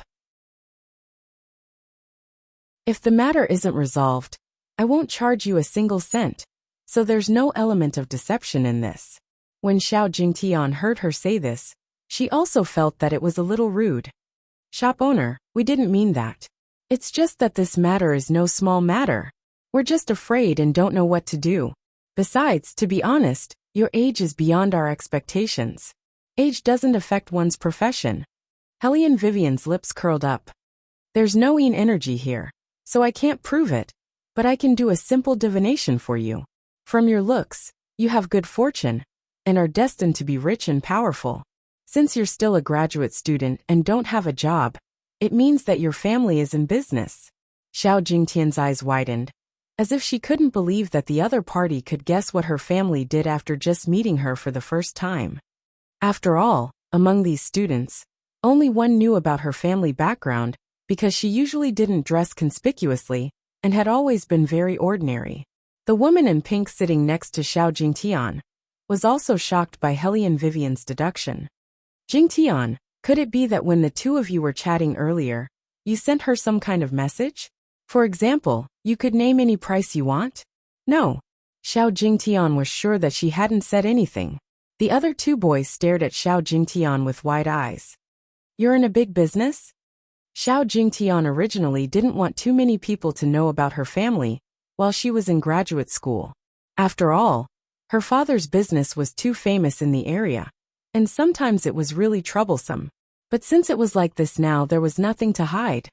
My father is Xiao Haidong. The CEO of a certain corporation often appeared on the news. The two men were obviously shocked by this sudden news and looked at Xiao Jingtian in a daze. They didn't expect that Xiao Jingtian, who they thought came from a small city, would have such an identity. Hellion Vivian didn't seem surprised at all, and looked at the four of them with a smile. Xiao Jingtian still didn't understand. How did you know? There must be something that she hadn't noticed, because she never believed in fortune-telling. You're wearing short-sighted glasses. Hellion Weiwei's voice was very calm. It's not cheap. Most of the short-sighted spectacles worn by students cost between 600 to 800. Yours should be around 3,000. Also, the necklace you're wearing around your neck, although it's not made of gold, it's not cheap either. The latest model from Dior should cost a few thousand. I can see that you have a dignified character, and don't seem like someone who takes the wrong path. You also know very well how to talk to people, and make them accept you. These are all related to your family's upbringing. It should be that your family often takes you out to eat with the elders. Most of these people are businessmen, so I'm guessing that your family does business.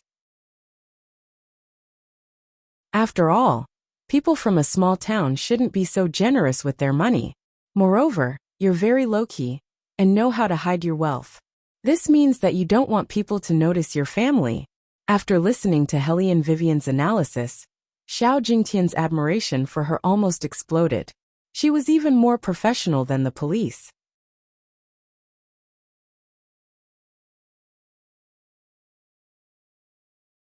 Chapter 1047. So now, can you tell me what exactly happened? How did they die? Hellion Vivian sat down. The smile on her face never disappeared, making her feel very comfortable. The four of them looked at each other, and one of the boys said hesitantly, "It was an accident. We didn't expect it at all. There was no experimental class on Wednesday afternoon, so the few of us agreed to play an escape room together. We chose a horror-themed game called Sobbing Otaku." Sobbing Otaku?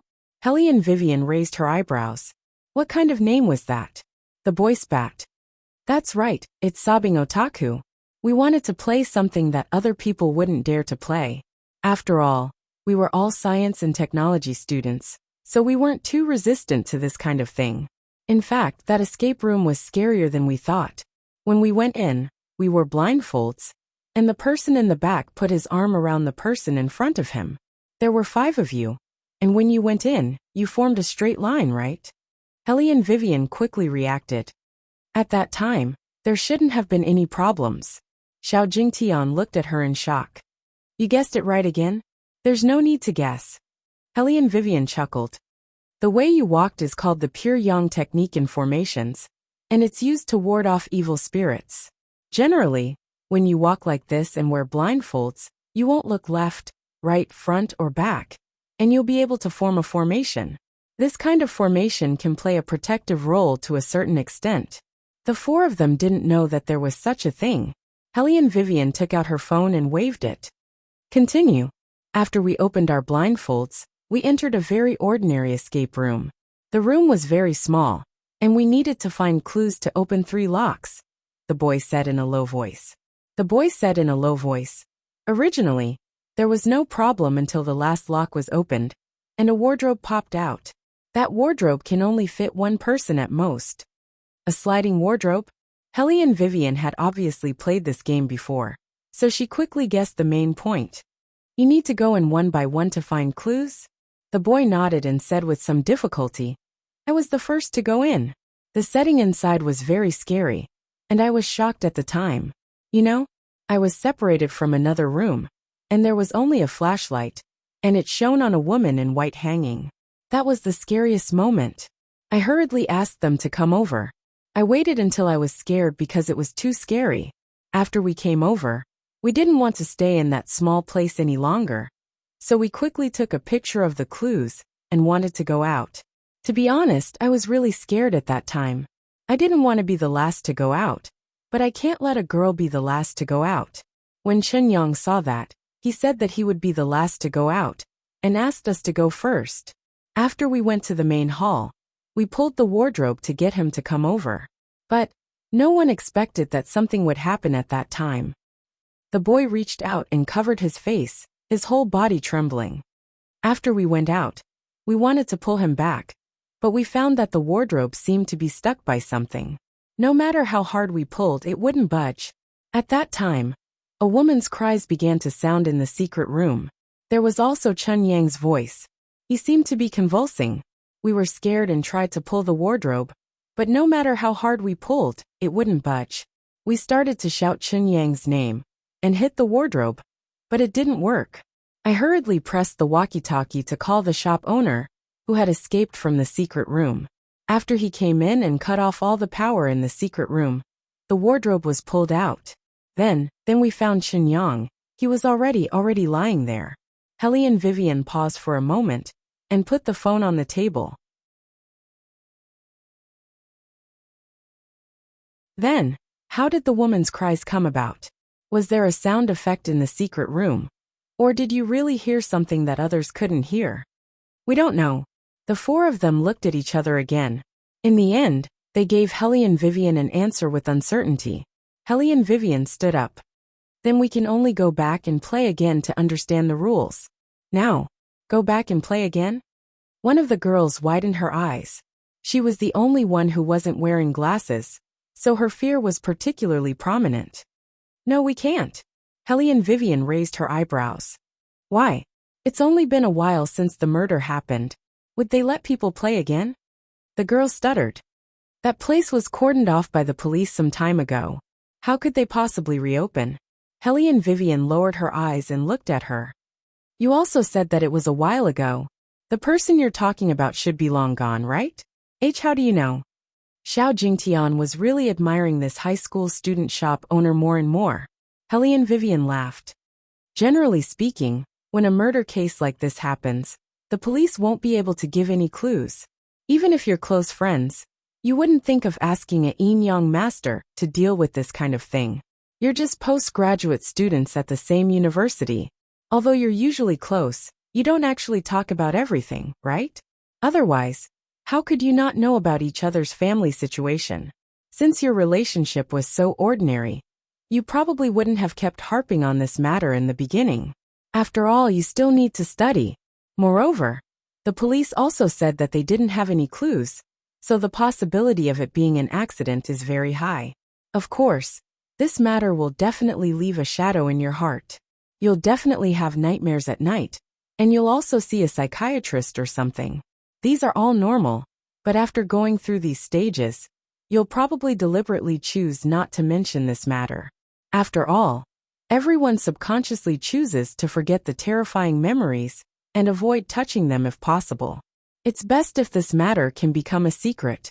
I believe that at that time, whether it's the school's leaders or outsiders, they'll keep asking you about this matter. It wasn't easy for you to deal with all these things, so how could you let this matter become the center of your worries again? Bringing it up again means that you'll fall into that nightmare again. Since it's so painful, why are you still so concerned about it? It's very simple. It's not that you want to do anything for the dead person, but that you're afraid of something unknown. The four of them suddenly froze. Their expressions were constantly changing, and everyone's expressions were different. However, this meant that Helene Vivian's words had once again hit the nail on the head. Xiao Jingtian clenched her fists and said unwillingly, "Shop owner, aren't you going too far by saying this? It's as if I only care about myself and don't have any humanity."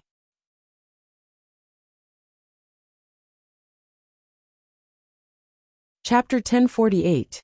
After hearing Xiao Jingtian's words, Helene Vivian wasn't annoyed. Her voice was calm as she said, "What you're showing now is true humanity. I'm not saying that this is bad. If you really didn't have any kindness in your hearts, you wouldn't be here. For example, you could have relied on your family's ability to get your parents to send you abroad, but you didn't do so. This means that you want to solve this matter, not only for yourself, but also for your dead friend. There are many gray areas in this world, and everyone wants different things. But now, none of the four of you want to experience such a terrifying thing again, right? Or perhaps your current life has already caused you trouble, and you have to solve it eventually. If you don't want to face unknown dangers again, then solve it completely today and play again." After hearing Helene Vivian's words, the four of them fell into deep thought, as if they were considering it. In the end, Xiao Jingtian was the first to break the silence. "Then let's play again."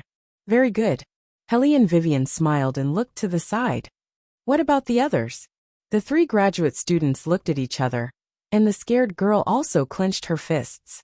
"Let's play again." "In that case, let's go." Helene Vivian picked up her sunglasses and phone from the table. "It's only 4 in the afternoon, so it's not dark yet. Although it's best to play at night, because it's an escape room, let's go tomorrow. That way you guys won't be so scared."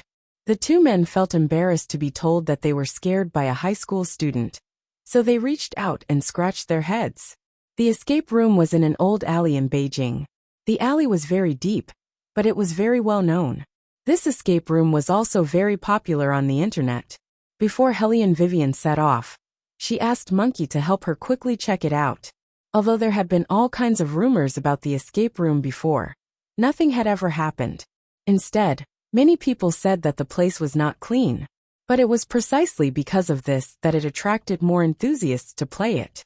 After all, playing an escape room was all about excitement and nervousness. The escape room was indeed closed for a period of time, because of the graduate students. However, under normal circumstances, as long as the case was over, the location of the incident would reopen.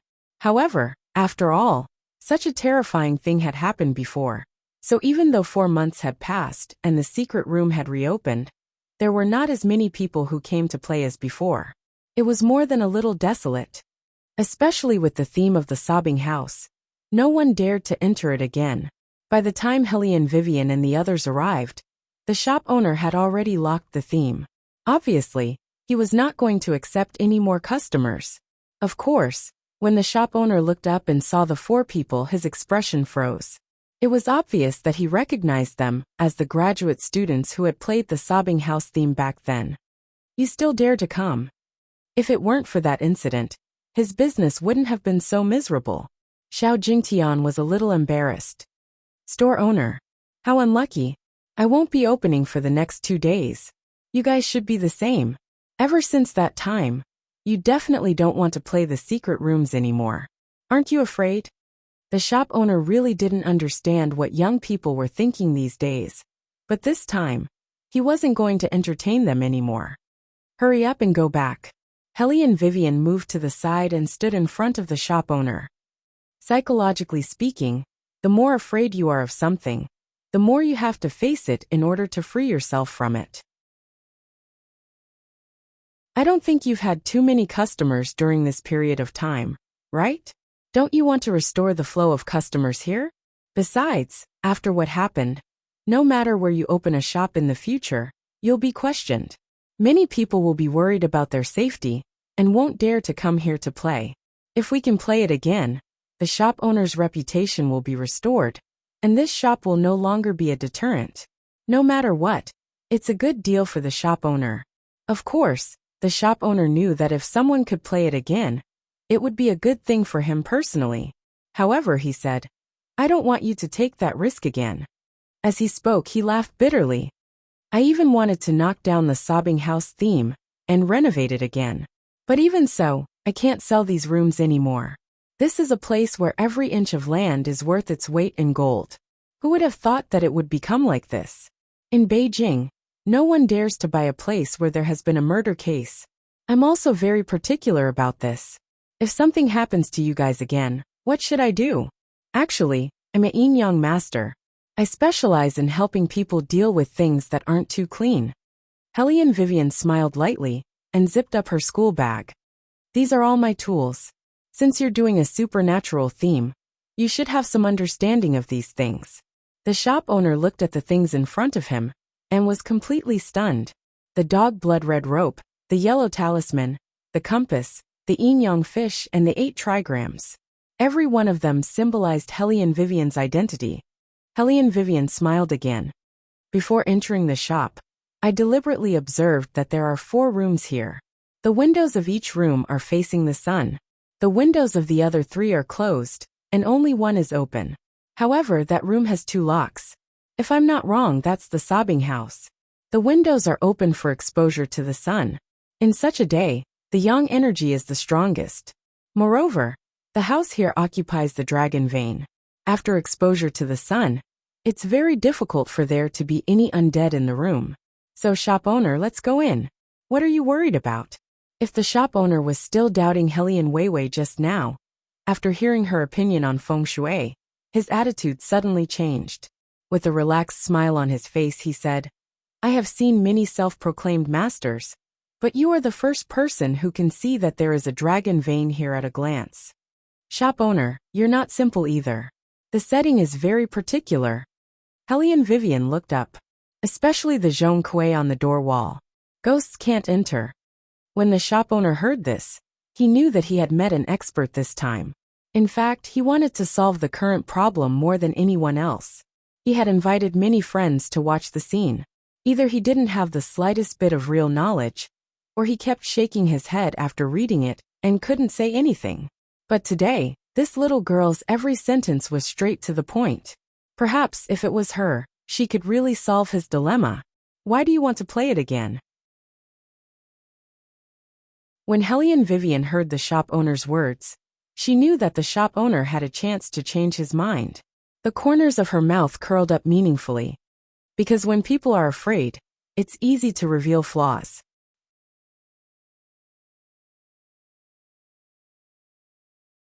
Chapter 1049. The shop owner didn't quite understand Helly and Vivian's words, but he had already made up his mind to let her play the game again. So it didn't matter what kind of answer Helly and Vivian gave at this time. The shop owner took out the walkie-talkie and eye masks and placed them directly in Helly and Vivian's hand. I'll open the door to the sobbing house in a while, then I'll lead all of you there. During this time, all of you have to wear eye masks. The person behind you will put his hands on the shoulders of the person in front of you. When I say you can open your eyes, you can open them. When you're in the secret room, if you have any questions or want to get any clues, you can use the walkie-talkie to ask for help. Okay. Helly and Vivian counted the eye masks. There were 6 in total. She frowned and then pointed at Beligaju with her chin. Just give me 5. He's not going in. Beligaju, who had been standing at the side all this time, was shocked. Then his thin lips curled up. Is this an order from master? That smile was very cold. It seemed like he was unhappy. Unhappy? Helly and Vivian suddenly paused. She felt that there couldn't be any more misunderstandings at this time. She had to speak properly. It's not an order, Helene Vivian said vaguely. It's just that it's not appropriate for you to go in with us, because of your status.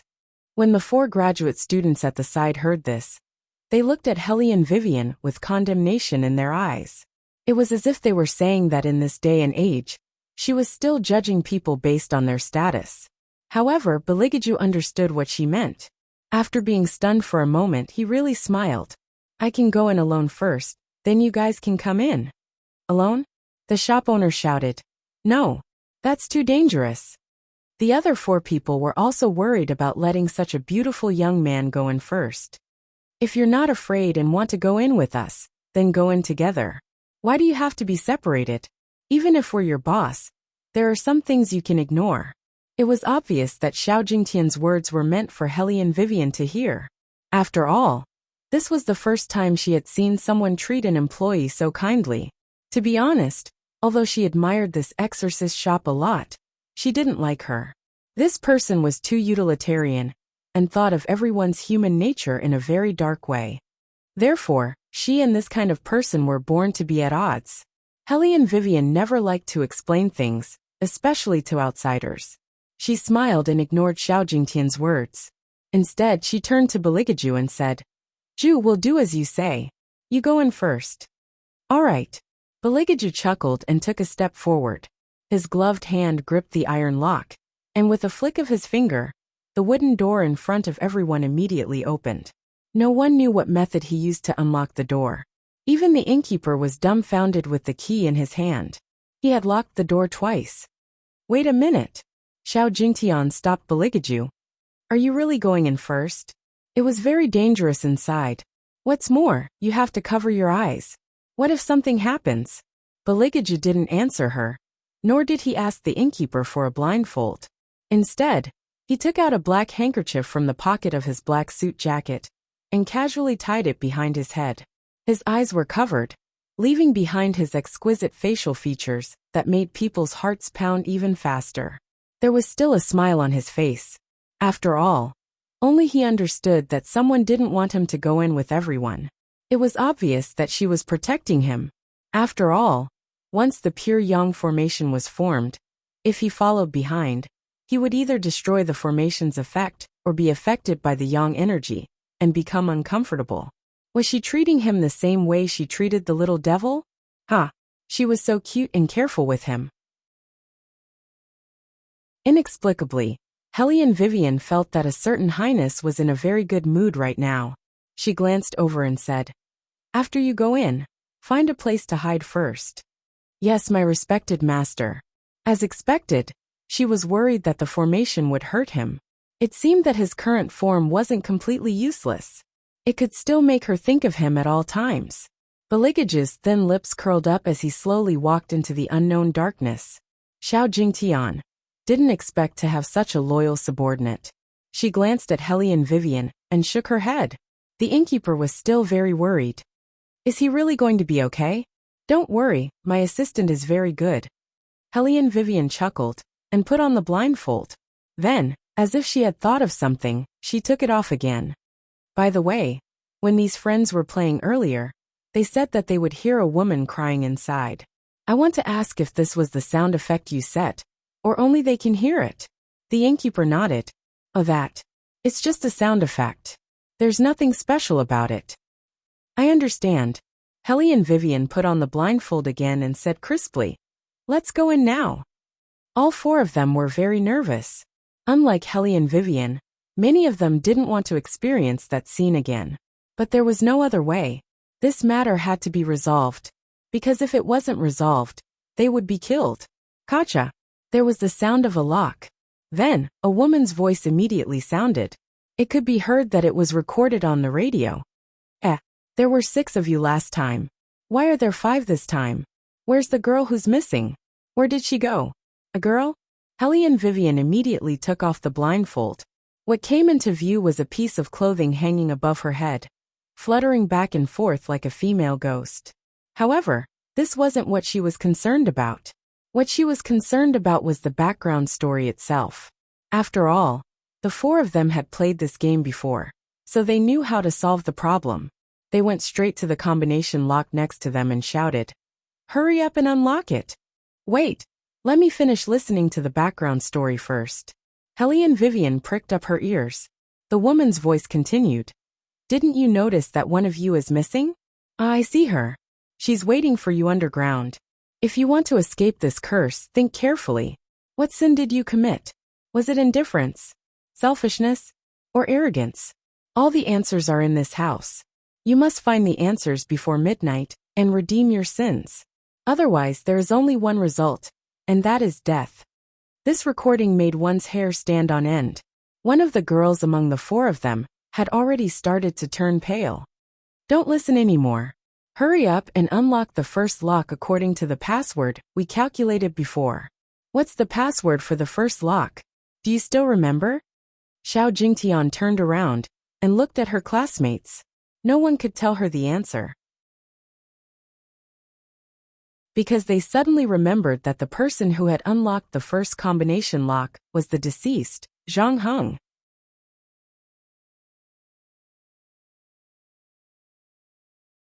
Chapter 1050. In an instant, everyone shuddered in fear. "Hurry up, turn on the walkie-talkie, and ask the shop owner what the password is." Someone was already starting to get scared. It was the girl who was already very timid.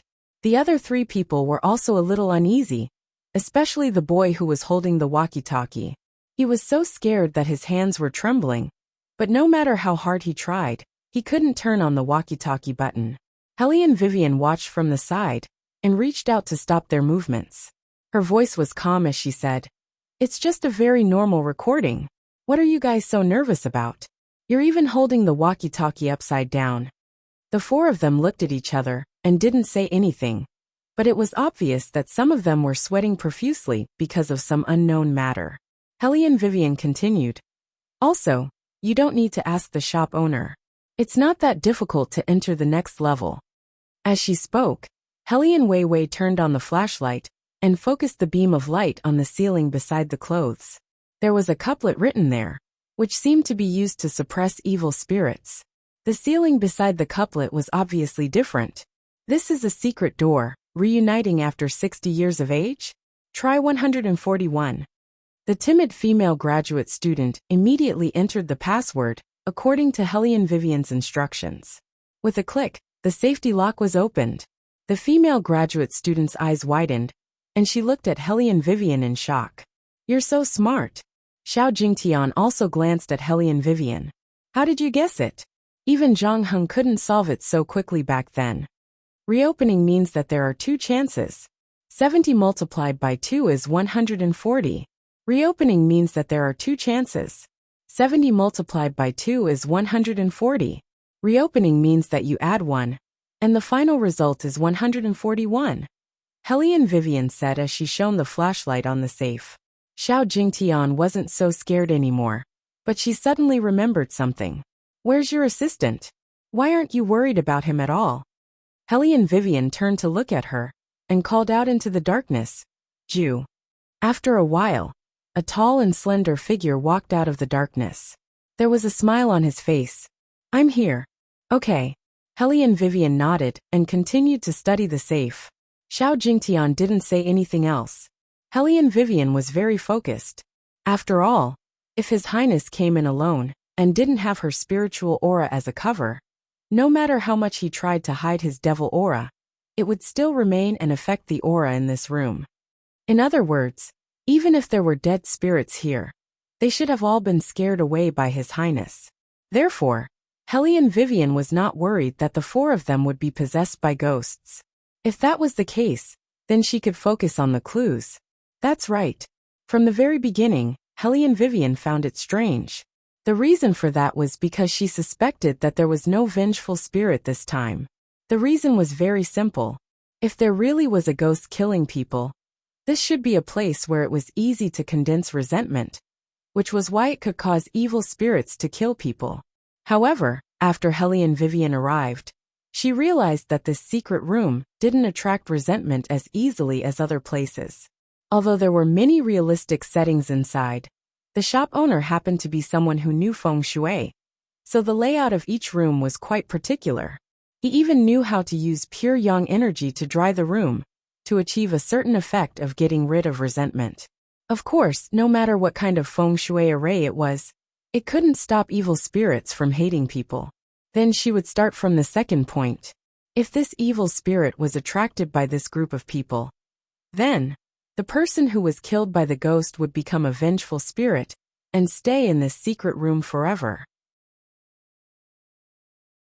Wherever there was a vengeful spirit, there would be a certain amount of supernatural events. However, the shop owner himself wasn't affected by any resentment. As soon as Hellion Vivian entered, she observed the shop owner's face and didn't find anything wrong with him. Moreover, if there was really something scary here, the shop owner would definitely sell this courtyard house immediately. He didn't move out immediately, which meant that there was nothing unusual here except for the murder case. In other words, the person who was killed wasn't killed by a ghost. However, it was obvious that the death of the deceased wasn't an accident. In this way, there was only one possibility left, which was that a person killed someone. In other words, what was in front of her was a secret room murder case. Hellion Vivian glanced at the female graduate student who was still trembling, and the other three people. Logically speaking, if it was a secret room murder case, the shop owner should be the biggest suspect. After all, he was the one who was most familiar with this secret room, so it would be easy for him to kill someone. However, before coming here, Hellion Vivian asked Monkey to investigate. There was nothing suspicious about this shop owner, who escaped from the secret room. He didn't even know these people at all. In other words, the shop owner had no motive to kill people. Hellion Vivian only squatted down for a few seconds, but her thoughts never stopped. There wasn't enough evidence. In any secret room murder case, the most important evidence would stay at the first scene. Other than the police, no one else had been here, which meant that the crime scene was relatively well protected. This was also one of the reasons why Hellion Vivian ruled out the shop owner as the murderer. If the shop owner was the murderer, he could have demolished this place after the investigation. However, he didn't do that. She could only continue to look for him. She had to play until the victim was killed. Hellion Vivian quickly locked her thoughts and shone the flashlight into the safe. What's this? A photo. That's the background of the story, the boy holding the walkie-talkie said. The origin of the sobbing house is because 6 good friends agreed to go on an adventure together. However, during the adventure, one of them died in the house because of the cowardice of the other 5. Many years later, when the 5 of them stepped into the sobbing house again, they had to find the sins they had committed back then and sincerely repent before they could clear the level. Hellion Vivian's eyes flashed. How do you know so much? When the 5 of us came to play, we all read the introduction online, the boy replied. Hellion Vivian raised her eyebrows. All 5 of you have read it? Yeah. The boy was very confused. What's wrong? Nothing. Hellion Vivian's finger brushed past it, and her eyes lowered slightly. This meant that they weren't completely unfamiliar with the secret room. If the murderer knew how to clear the level in advance through the internet, it would be best if he was more prepared than the others. He could use the mechanisms here to kill people. Of course, this was just her hypothesis, but if her hypothesis was correct, then one of the 4 people would definitely be the murderer.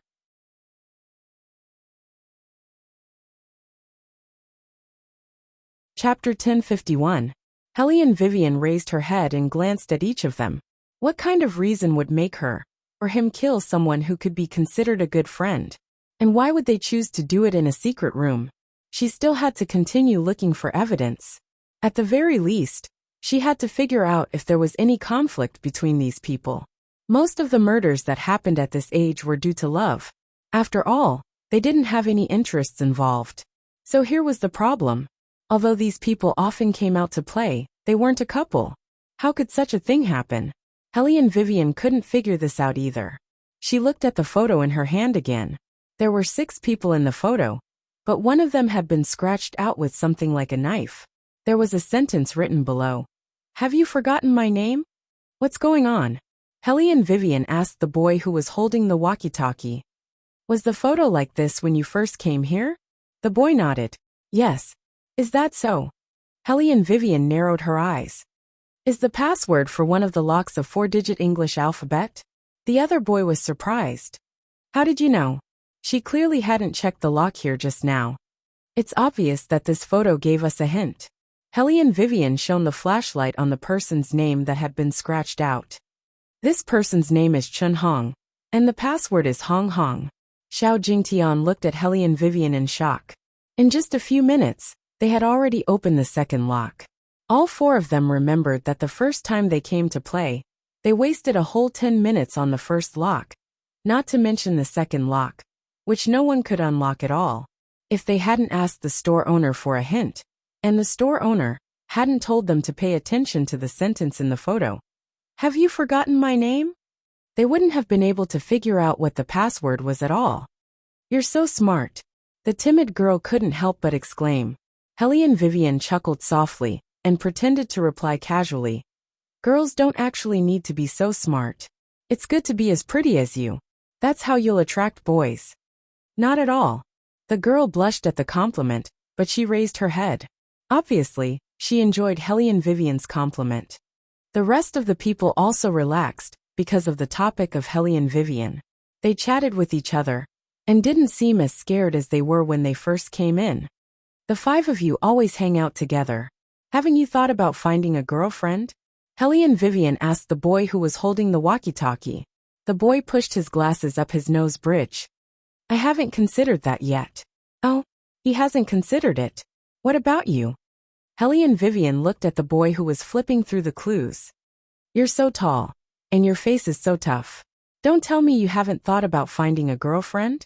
As soon as Helly and Vivian said this, the expressions of the four people changed at the same time.